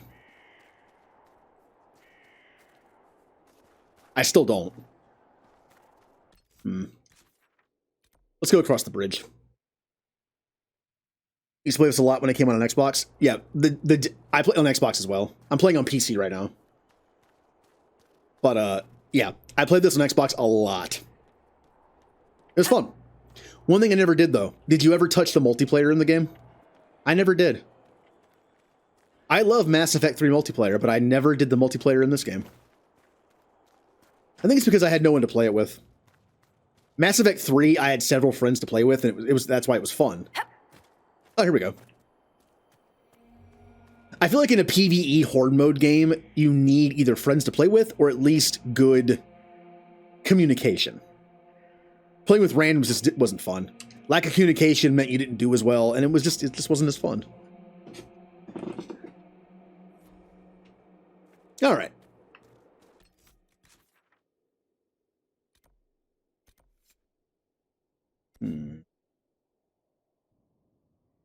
So, what should we do first? Let's go back and turn these missions in so they're off the map. And then we'll do the southern part of the map. I have something for you. I'm good. Streaming this has been fun because, I mean, it's no difference in this game because I'm playing with a controller.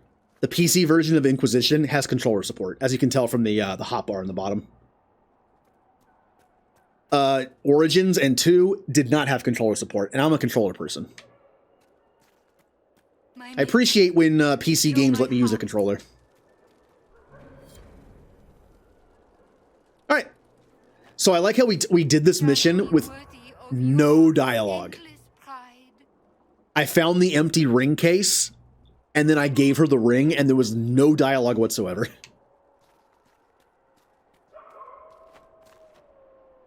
I feel like there's supposed to be dialogue there, so I think it's just broken. Oh, a wolf. I'll help fight it. So when you played this on Xbox, what class were you? Like, what was your thing?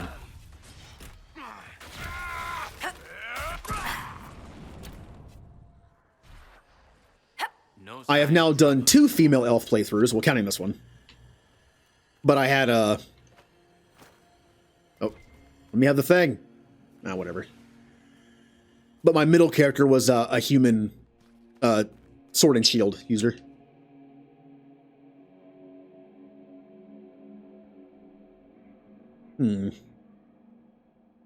Okay, what you're describing is the same problem I had with Mass Effect Andromeda on PC. Probably not a coincidence considering that game is only 2 years older or newer, and it uses the same engine. On my PC, which should be able to play Andromeda on max settings even while streaming, it was lagging on medium settings. It might just be an efficiency thing. I think I read that, I feel like I read that Andromeda, especially, was not very optimized for PC. That might explain the redlining my CPU on medium settings. Canary. Whenever I get to my jerk playthroughs of the series in the future, I'm going to be a Canary. I'm going to be a two-handed sword Canary who just doesn't care. I'm going to be completely apathetic and just be like, I don't care, leave me alone. But also do some jerk stuff. You've returned? Yay. Sword and Shield was fun. Unlike Origins, where I tried to build a more offensive Sword and Shield, and it just didn't work. In this game, I made a more offensive Sword and Shield user, and it did work. It was fun. Basically, Cassandra's build. I like Cassandra being like a buff DPS build. Just because someone uses a Sword and Shield doesn't mean they can't output some good damage. Killed the demon. It's done. The demon is dead. It is finally over. I wish I could have heard him scream, but Sarnia is safe. It is a good day. Now I find myself free to choose a new direction. I would be honored to serve the Inquisition, if it will have me. The Inquisition welcomes you, Michel de Chavannes. I shall return to your outpost to await further instruction. I like how he was threatening me to join the Inquisition. He had his sword just like right there. Just, if you would allow me to join the Inquisition. Yay. No sign of trouble at the moment. We have a new agent. I have a lot of agents now. Agent acquired. They should have fixed it by now. I mean, well, you'd think. Let's be honest, Andromeda had bigger issues. I'm sure they focused more on fixing those issues. Some things you can't really fix, though. I enjoyed Andromeda the first time through, but, you know.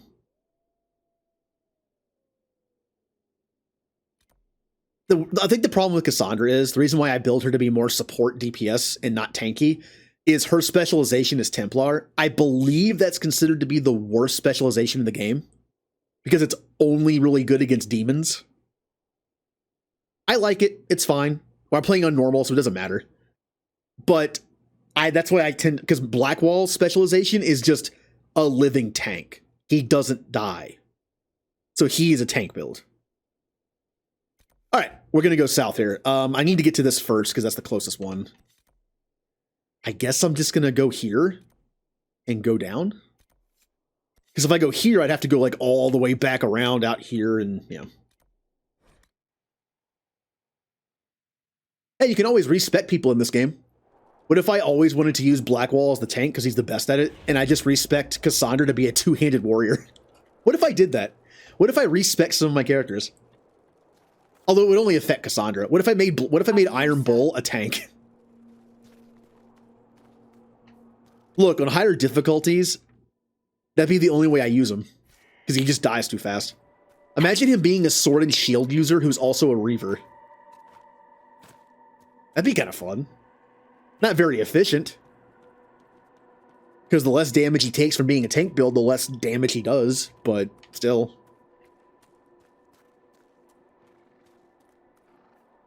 Pfft, efficiency. We're playing on normal. You don't need efficiency. You can have fun.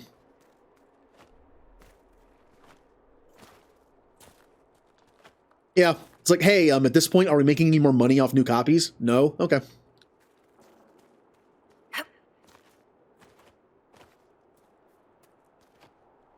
Look, I just have one thing to say about EA and like the whole EA BioWare thing right now with the games and like the Dragon Age 4 better be good. I'm saying for their sake, it better be good. And Inquisition did good, but I feel like it's very divisive. Like a lot of Dragon Age fans don't like the mechanics of the game, but it still did good. Mass Effect Andromeda did awful. And Anthem. Is Anthem still even running? That, you know, it's bad when I'm not even sure if Anthem is still running or not. All right, it's somewhere in this area. They need a win. I want them to have a win. Like, I want them to win. Because if Dragon Age 4 does well, and then Mass Effect 4, I'm calling it 4 because Andromeda is its own thing. If Mass Effect 4 also does well, that opens the door for more stuff. A Dragon Age 5, a Mass Effect 5, maybe even an Andromeda 2. I would like that. I think the Andromeda universe has a lot of promise, has a lot of potential. And the characters do too. I kind of want to see an Andromeda 2. I want to see where the story goes. I want to see what ideas they had.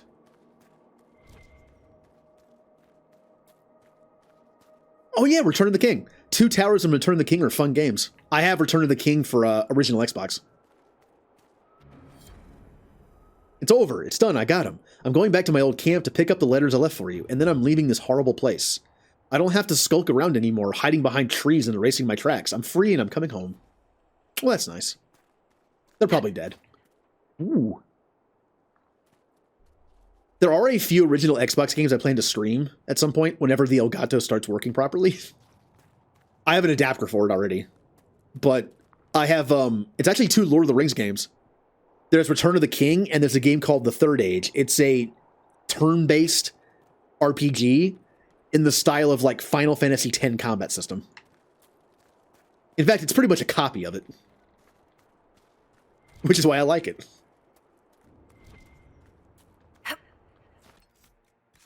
The weird thing is, you would think Xbox emulation would be good. It's not. It's Microsoft. It's a PC, right? Nope. From what I read, the processor they used in the Xbox is like a weird one that just doesn't work well with emulation. Whereas the PS2 used like a standard processor, which makes emulation a lot easier. All right, let's free some people. I think look, I don't know how it ages. I had fun playing the third age, but now that I say that, it's like, I mean, I'm expecting it to be fun. But I don't know how well it ages, so. Even just in terms of graphics, I barely remember what the game looks like.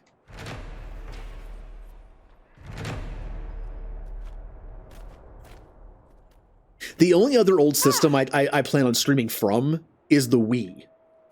There are Wii emulators, but I am not going to use a Wii emulator with like, you know, Wii motion control. I don't want to do that. I feel like it'd be awkward to do. Oh, what the? He just did like a Kano ball move backwards into a wall. Oh. Physics. I'll grow a crystal garden in your skull. You should never have come.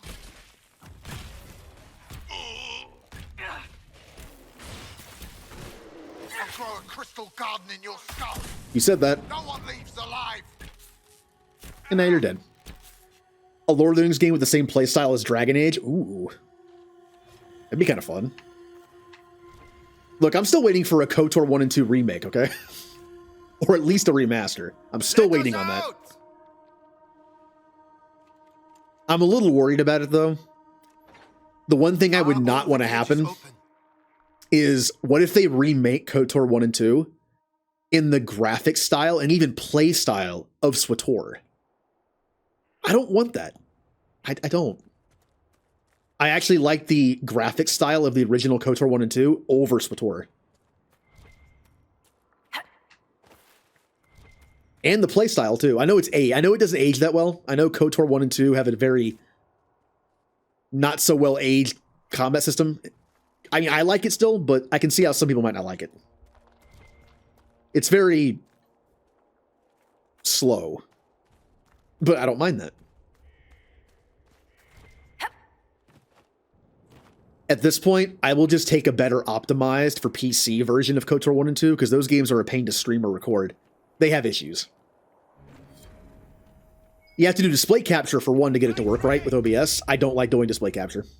A note from Samson about spreading red lyrium.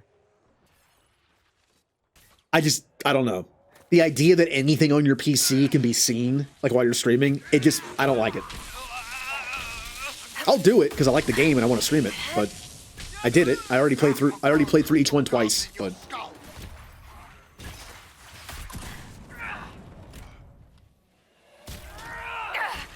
yeah, like, good example, Mass Effect. I think the Mass Effect remaster was done perfectly in the fact that it was a remaster. The game wasn't changed, except for some stuff in 1, but I feel like 1 kind of needed it a little bit. I like the wonky combat of original Mass Effect 1, but I can see why they wanted to make it a little different. Not fully like 2 and 3, but not like it was, in the middle. I'm fine with that. And I do miss the wonky rubber Mako. You have to help us. But I get why they made it better. I did enjoy driving it around. Yeah, like, a remake, I expect changes. A remaster, I expect, like, graphics, some glitches fixed, more optimized, like less glitches, you know, less crashes, whatever, and then that's it. Let us out!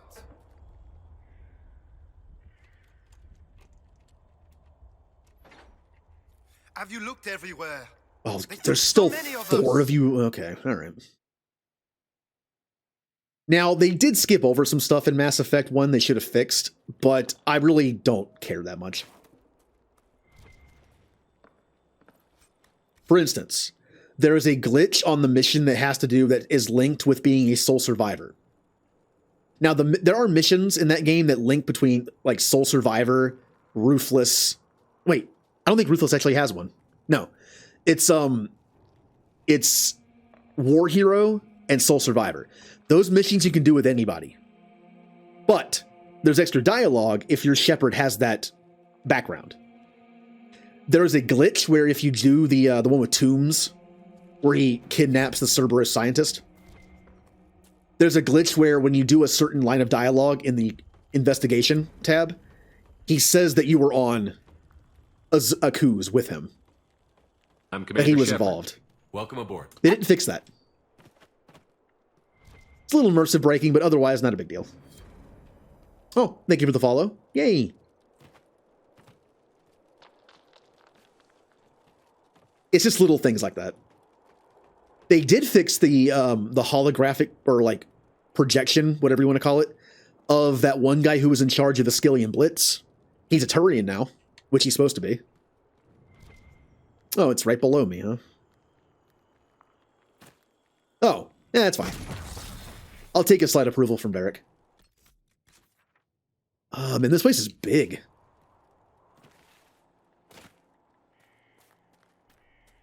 Ooh. Also, I will point out once again, Mass Effect 1's combat, the remaster, is now my favorite combat in the entire series. Oh, thank you. Yay.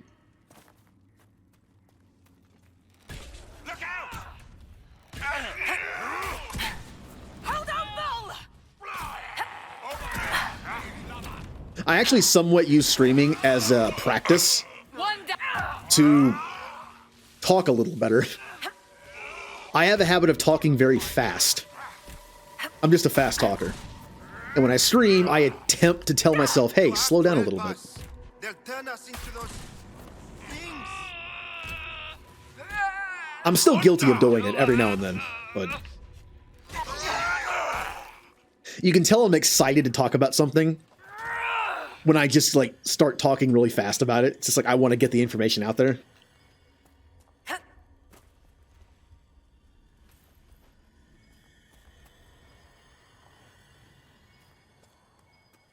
You know, Seeker, your style doesn't have to be so defensive. Excuse me? You've got armor. Let them scratch the paint a bit. You can wind up for a shot that'll really ring their bell. Some part of you wants to just cut loose. I can feel the frustration in your swings. You need any help with that frustration back at camp, let me know. It's never going to happen. Apologies for giving offense. I will stop making invitations, Seeker. I was not offended, nor did I say you should stop. So long as we're both clear, it's never happening. Works for me. Huh. Once again, one of my favorite new combinations of characters I've never used before, really. And I got to hear their banter for the first time. I'm loving Iron Bull and Cassandra's banter. I'm loving it. That was a fun little... It's just like, Cassandra, I can tell you just want to destroy people, but you're playing more defensive. And then, of course, Iron Bull kind of hitting on her, and then she's like, never going to happen. Didn't say stop. Just never going to happen. I'm really liking the conversations. They get along. All right, where is this? Where is this item? I get what you're saying, though. After listening to myself talk fast for the longest time, when someone talks really slow, I get that. It can feel like a little, like... I can get a little impatient. We should inform Cullen that we've taken care of Samson's Red Lyrium hoard. He will be pleased. I mean, I don't show it, obviously. I'm not going to say anything about it. It's just like, I could feel it a little bit.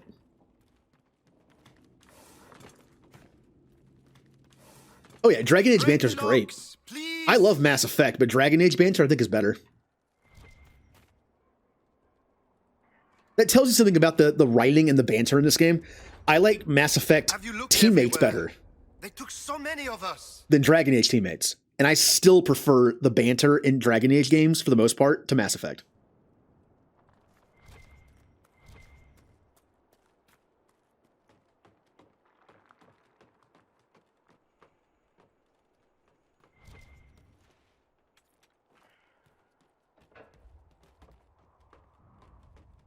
Yeah, I mean, it's more on me than anything. It's just like, I need to slow, you know, they can talk at their own speed, and it's like, if I'm getting a little impatient, it's like, whatever. It's... Imagine, I think that point was brought up in some DC thing, whether it was one of the shows or the movies, whatever. But imagine being someone like The Flash, and having to be like just interacting with just a normal person, how slow that interaction must feel to him. Like to the Flash or anyone who has super speed in the comics, of any comics, everyone's in slow motion. Imagine how much patience a speedster has to have to be able to just deal with normal people. It's getting so dark. Oh, well, you're screwed. Hey, Remnant. You're playing Donkey Kong Country on Switch.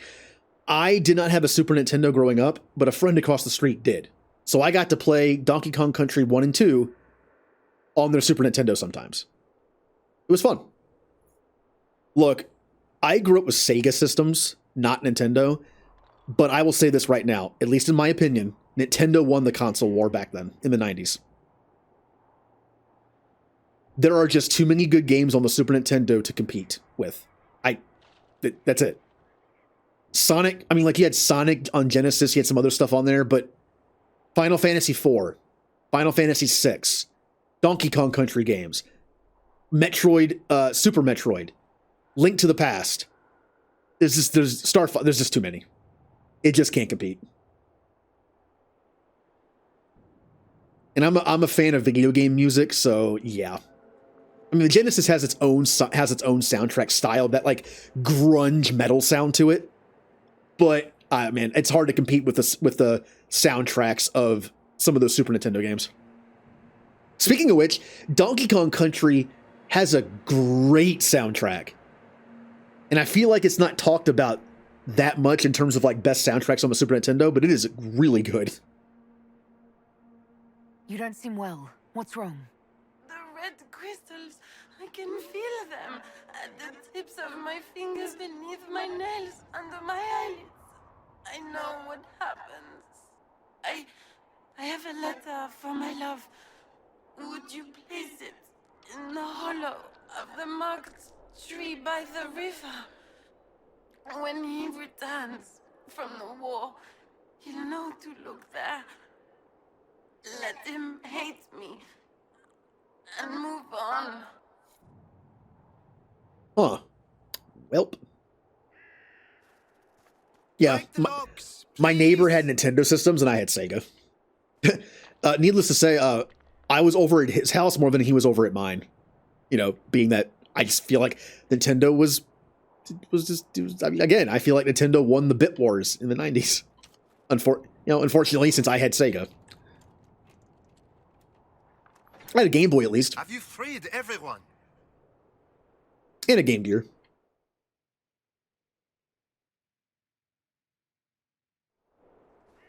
All right, let's find some more people. After having a Game Boy for several years, when the Game Gear came out, it was so awesome. Like, it has a backlight. That is really good. It also has a 2-hour battery life on 6 batteries. Oh, well.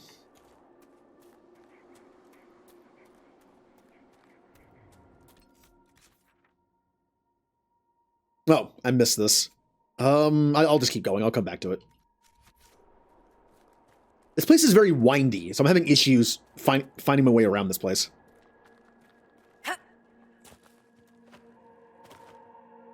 I'm trying to remember what Nintendo games we played. We played mostly Super Nintendo.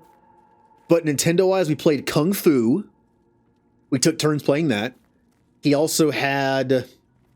What else did he have? I don't know. It's been so long, I don't remember.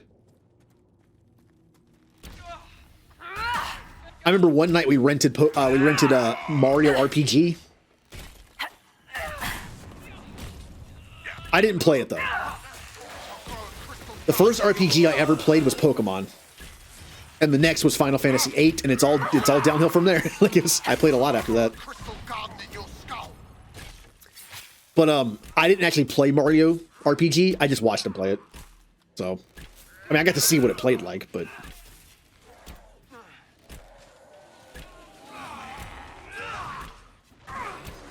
That's a cool idea.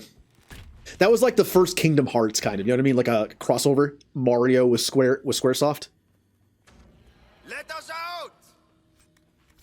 I never actually played Paper Mario on N64. I heard it was good. I did play Thousand Year Door on GameCube. That was... What are you guys doing?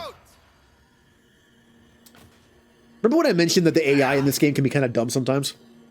Let me just use this door real quick. I'm gonna door. It's just an open wall. Yeah, we did it.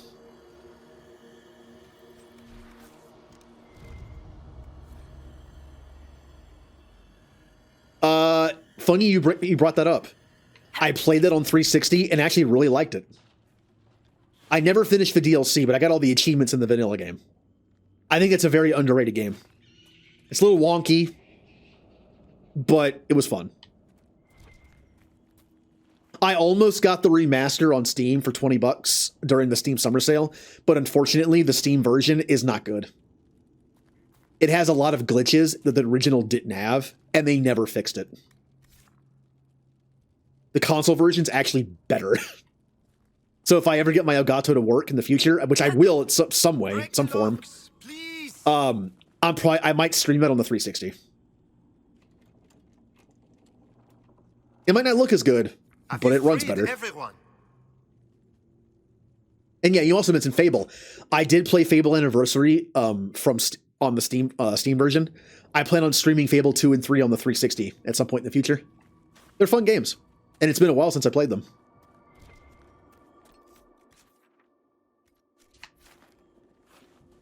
Technically, you can still get Fable 3 on PC. If you go on eBay or some of like those CD key sites, you can find Fable 3 codes that are still redeemable on Steam. But I'm pretty sure it doesn't have the DLC. Console version does. At least mine does. I downloaded it. So I'm definitely going with the console version.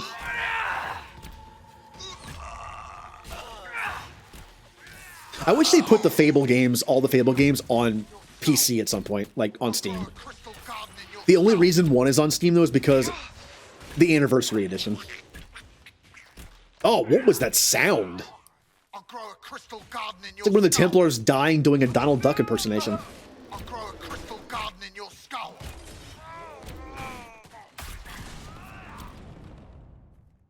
You can put the shovel down. You guys are good.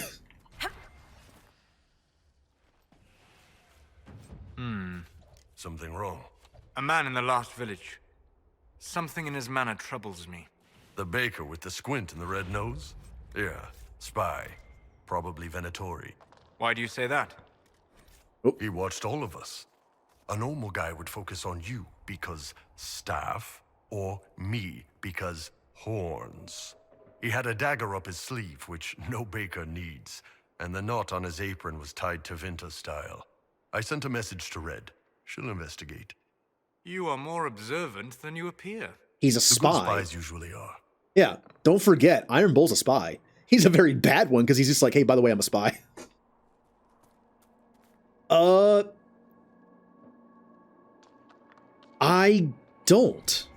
don't remember who that is.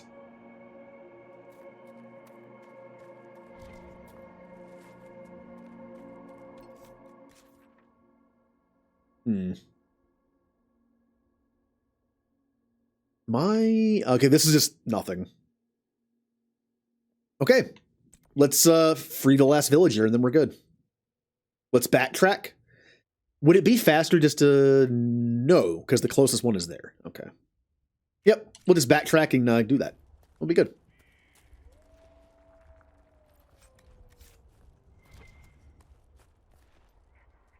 Oh, you know there actually are some mods for Fable on the Steam Workshop? There was one, if I ever play through Fable again as an evil character, I know there's one mod I'm going to use. I tend to only mod graphics, and even then sometimes I don't bother. I mean, graphics aren't everything to me, plus those mods can break things. It's one more thing that can break, and the higher graphics can mean the game doesn't run as well. Like, I'd rather just play it the way it is and have it run well. Oh, well, that's okay. Like, I only played through it once, and it has been a long time since I played it. So I don't feel bad forgetting. But yeah, I'll tell you what, if it ever goes on sale again on Steam, I might think about getting it. But like I said, the console version just runs better. Like I feel like it'd be a better experience to stream just the console version.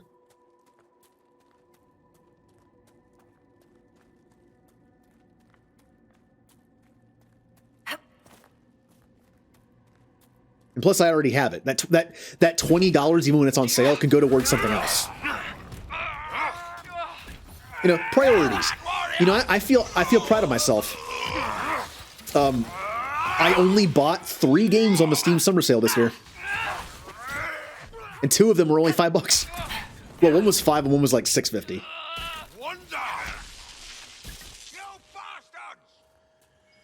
Yeah, and like and again, once the Elgato situation is fixed or solved or whatever, I will be able to do it more easily. It's less like impact on my PC since it's console, so my PC can focus on streaming and recording and not running the game as well. Of course, playing on console, I can't up the graphics or anything, so there's that. You're free, guys. Oh, if anyone didn't know, there are already mods coming out for Mass Effect Legendary Edition. There's already like 18 pages of mods on Nexus Mods for it. Nothing spectacular. They're still working on it. Samson himself. Okay, there's a mod for original Mass Effect 3 that I never used. I think it was called Expanded Galaxy. Apparently, it's a really good mod, and I feel sad for never having used it. But here's the reason why I don't plan on going back to play original 3 anytime soon. They're working on making the mod for Legendary Edition. They are slowly making it compatible with the new version and releasing it piece by piece. So once that's done, I'm definitely doing it. We can all go home now. Yeah, it was delisted. I'm actually very surprised a remaster came out. There was some legal issue with that game. I can think of 3 360 games that were legal issues with that you can't find anymore. Well, you can find used copies. The Kingdom game, X-Men Destiny, and 2 Human. There was some legal issue where the company was forced to basically buy and destroy like all the new copies in stores of X-Men Destiny and 2 Human. Don't know about Kingdom. Can I go that way? I can. I just don't think it did well enough. I think it's good, but I just don't think it's sold well enough. Unfortunately. I was happy to hear too, Other Worlds is getting a sequel. I really didn't think it did that well. I didn't really hear like it did super well, but I'm glad it's getting a sequel. I had fun playing it.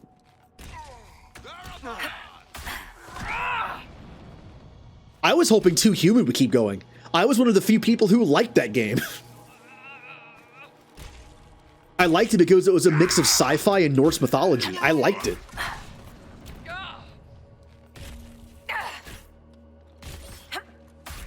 I believe it's backwards compatible on the 1 now. I'm pretty sure you can actually download it digitally for like $10. I enjoyed it. The control scheme is kind of wonky. It's like a twin sticks game that has melee, so it's kind of awkward. The camera control isn't fantastic. Look, is it as bad as Mario 64? No. What game is? Like, I'm trying to think if there's a game worse for camera control than Mario 64. I'm sure there is. I'm sure there's like some like third-party game out there that's on those systems that are bad, but I tried playing Mario 64 a decade after it came out, give or take, and I was like, man, this does not age well. The camera control, please.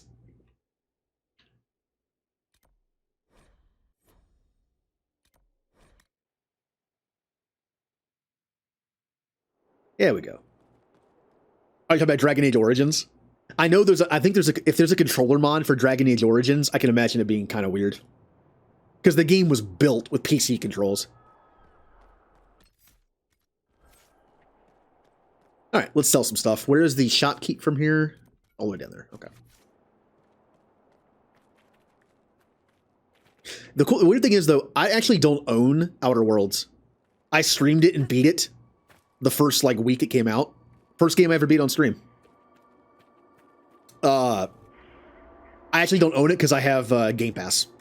And Outer Worlds was free on Game Pass through Game Pass PC. Too bad every game isn't available on PC through Game Pass. Only like half of them are. Or else I would think about re-upping it when it runs out. Nah, I sold a purple. Give me my purple back.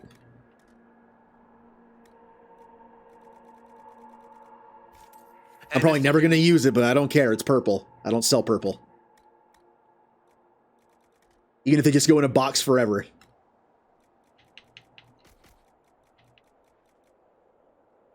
I'm never going to use these rings. I already... Who cares? I have better stuff. I'll keep a couple of them. Sure. My poor inventory. I only have 29 spaces free. Maybe. Oh, I have. I've completed most of this map. Besides the area over here that has to be unlocked through a bridge thing. Oh, we can turn in some more missions. Yay. This is a very laid-back, chill game. Normally, I can't really talk and play a game at the same time very well. Which I know it's like how you're a streamer, though. Like, yeah, I know.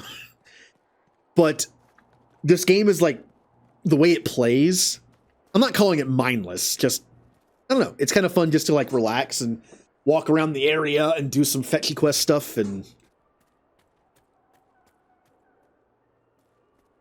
My creator, judge me whole. Well, I would love to have a Mass Effect game where I could play as any race I want. I am still waiting for a Mass Effect game where I can make my own character. And I will settle for a character creation in Mass Effect 4 that can be any character, any race. But my like idea that I would love to give BioWare, not a very original idea, but whatever, was a Mass Effect MMO, get rid of Anthem, turn Anthem into this, and the idea that it would be like a combination of SWTOR and Dragon Age Origins, where whatever race you start as dictates the starting part of the game. SWTOR, your class, dictates where you start. But two classes start on every planet, so it doesn't feel like as original. But imagine a Mass Effect MMO where you can choose a race, and the first starting area where you can spend like 30 hours or more is completely based on the race that you chose. And you can do whatever you want in that world. Like you're a Turian? Oh, you start on Palaven. And you get to do whatever you want on Palaven. And just go from there. I would love that. I love the idea of Origins in Dragon Age Origins. Where whatever you start as, you get your own starting point. I'm just sorry that it's only an hour or two. Like in WoW. WoW does that? I've never played WoW. WoW is like probably the most well-known MMO I have never touched.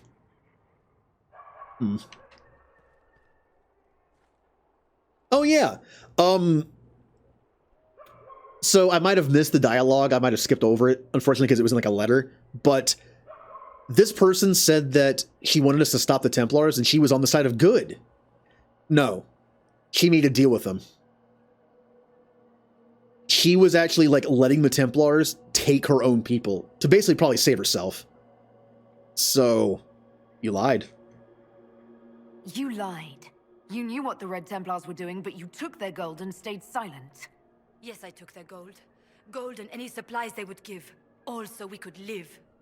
There are many orphans in Sarnia. Who protected them when their parents were lost? We couldn't run, not with the river frozen and the demons. If I had said anything, they would have killed me too. So I let them take people, and prayed that one day, someone like you would come destroy them. All we could do was survive till that day. Now it's calm, hasn't it? I was right. Look, I get what she's saying, but there are two sides to this, two parts to this. There's a part 1 and a part 2. Part 1 is doing some messed up stuff so not everyone can live, but some people can live. I get why she did it. But the part 2 of that is your comeuppance. You know what I mean? If you are truly the leader of these people, you did what you had to do to make sure some of them survive, but then you have to take responsibility in the end, and she's not doing that. Like, it's kind of like in Star Trek, like one of the characters, like the captain will be like, "I'm making this call. It's for the good of all my crew, and if you want to court-martial me after this, you can. I will accept it fully." Outriders, I have not. Also, you mentioned it got boring after a month. For most MMOs, I play them for a few months, non-stop, and then just never go back. Destiny 1, Destiny 2, The Division, City of Heroes, Champions Online. There was one on 360 that was based on a sci-fi show. I forget what it's called. It starts with D. I forget what it was called. Played that, same thing. The only ones I've actually played longer than that were Neverwinter, which was about 10 months, and then I stopped completely. Final Fantasy XI, which was after about 2 or 3 years, and then Final Fantasy 14. 14, I am doing a thing where I play for like 2 months and then take a break for like several months and then go back and do it. I've just been like, I'm going like back and forth with it. I mean, it was practical, but now you take responsibility. People were taken, infected with red lyrium because of your actions. What else could I do? Take up the old pitchfork to fight? Those who died would have died regardless. This way, at least some survived. Wait, really? I can't do anything? Oh, I have to judge her. Oh, I'm going to go back to Skyhold and tell the Inquisition to bring her before me, and I get to judge her. Ooh, that's going to be fun. Hey. Goodbye. She is right. She saved lives by doing what she did. Stop thinking about it. But she's still responsible for it. Here, I'll cut you a pull. You can sit by me. It's a lose-lose situation kind of for her, but she's a leader. What happens sometimes. I actually did a playthrough of SWTOR as a Sith Inquisitor on stream, but I took a long break from it and never went back to it. I hope to go back to it eventually. I actually started a smuggler for one stream and then just stopped. Wait, is there still a mission? Wait, hold on. Give the confession, secret, give the confession. Oh. Did you believe the Conclave could achieve peace, Cassandra? I had hope, as did we all. The Templars went to war to force mages back into their circles, which the mages would never agree to. What solution could Divine Justinia have offered when all sides rejected compromise? The war was going nowhere for either side. That they went at all showed they realized this. Or they believed the other side would relent. We shall never know now. Yep, it blew up. I believe this mission is basically, this Louis guy killed this person. And he wants me to hide it.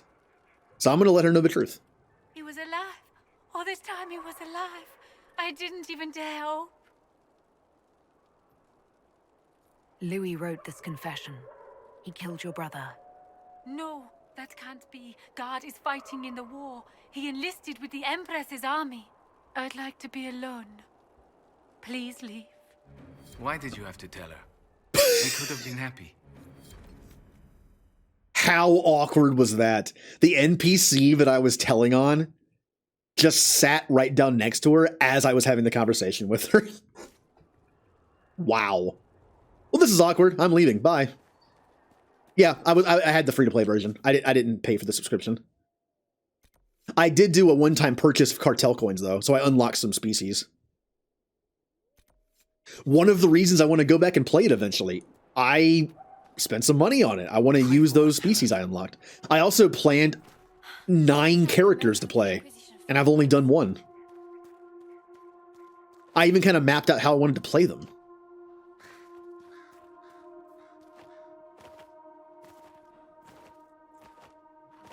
By the way, I'm a nerd like that. I like having my characters like have personalities and set things, and like my Mass Effect playthroughs, I still have 2 more planned and a randomizer planned. And I already have like the personality and like the backstory of my shepherds.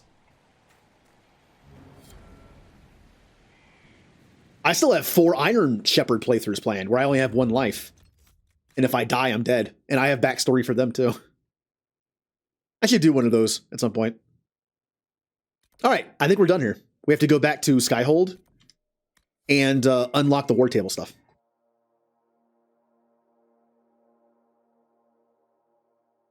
You know, one thing they did to Mass Effect 1 in changing the combat system, the game is a lot easier now. I was playing on Legendary for a bit, and it's actually pretty easy. It's, I feel like, how do I put this? Part of the difficulty of Mass Effect 1 Original was the wonky combat. Take that away, and the game is easier. It's just kind of how it worked out. The game wasn't rebalanced. Like, I feel like Mass Effect 1 is actually the easiest of the Mass Effects on Legendary now. Because, I mean, it's kind of in their favor. Like, the combat is so much, like, tighter and better now. It's easier. The sniping is so good now. That is one thing. The sniper rifle in the new Mass Effect is so good that it's pretty overpowered. But it was balanced by the fact that it swayed so much in the original, it was hard to use. All right, let's unlock the stuff here. Got a bunch of them.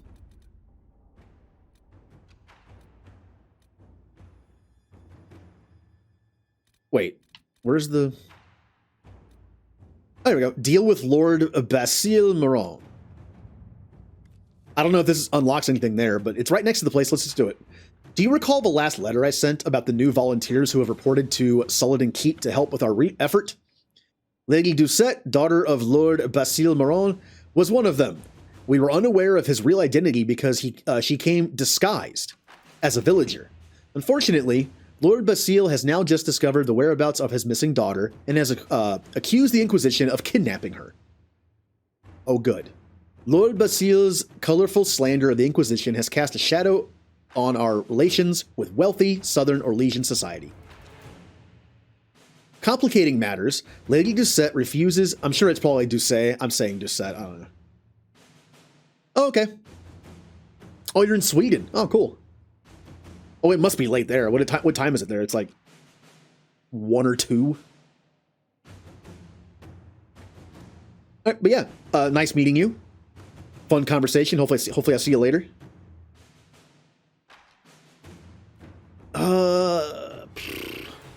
Complicating matters, Lady Doucette refuses to return to her father and the gilded cage of a gentlewoman.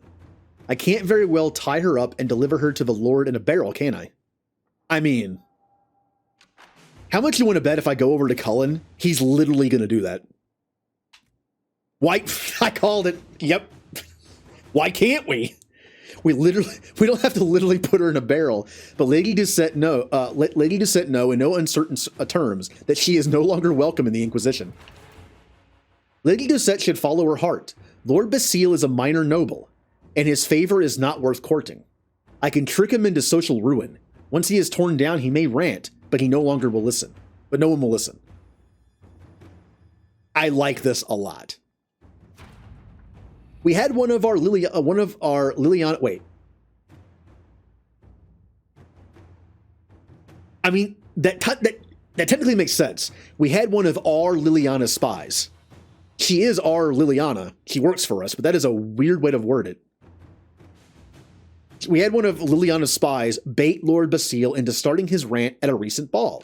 Just as he was reaching the climax of his argument, Lady Doucette entered in full Inquisition regalia with an entourage of our soldiers, exposed her father's lies. She then challenged him to a duel for the Inquisition's honor. The Lord would not meet her blade and was shunned for the rest of the event. While Lady Doucette claims became the star of the evening, I don't think we need to worry about Lord Basile in the future. That was awesome. That was pretty cool. Oh, assigning Mikel de Chavin. Whatever. Mikel Celine, disgraced champion, has joined the Inquisition. He's an honorable man, but a casualty of Orlay's brutal politics and prejudices. Find him a place in the organization where he will feel at home. Mikel has been exiled from the Imperial Court, which means he's well aware of the pitfalls of the game. We have noble allies who could benefit from an advisor with such expertise, and I could always use more liaisons to Southern Orlais. Okay, that's not bad. Mikkel can do little for me in Valrio's halls of power, but he knows about the Alluvians controlled by the elves of Orlais. I'll have him working with Solus and our scholars to discover all we can of those mirrors. I like that better. Mikkel was once a renowned chevalier. Chevalier? He even bested Grand Duke Gaspard in single combat. I could use an officer like that was with that kind of experience. Ooh. I'm kind of torn here. Information or fight? You know what? I'm dating Cullen. I want to give him a new officer to make his life a little easier. All right. Very good. I'll speak to Mikkel immediately. From what I hear, he's already struck up a friendship with some of our young soldiers after one night on the tavern. I can already see him moving into a mentoring position. Oh, nice.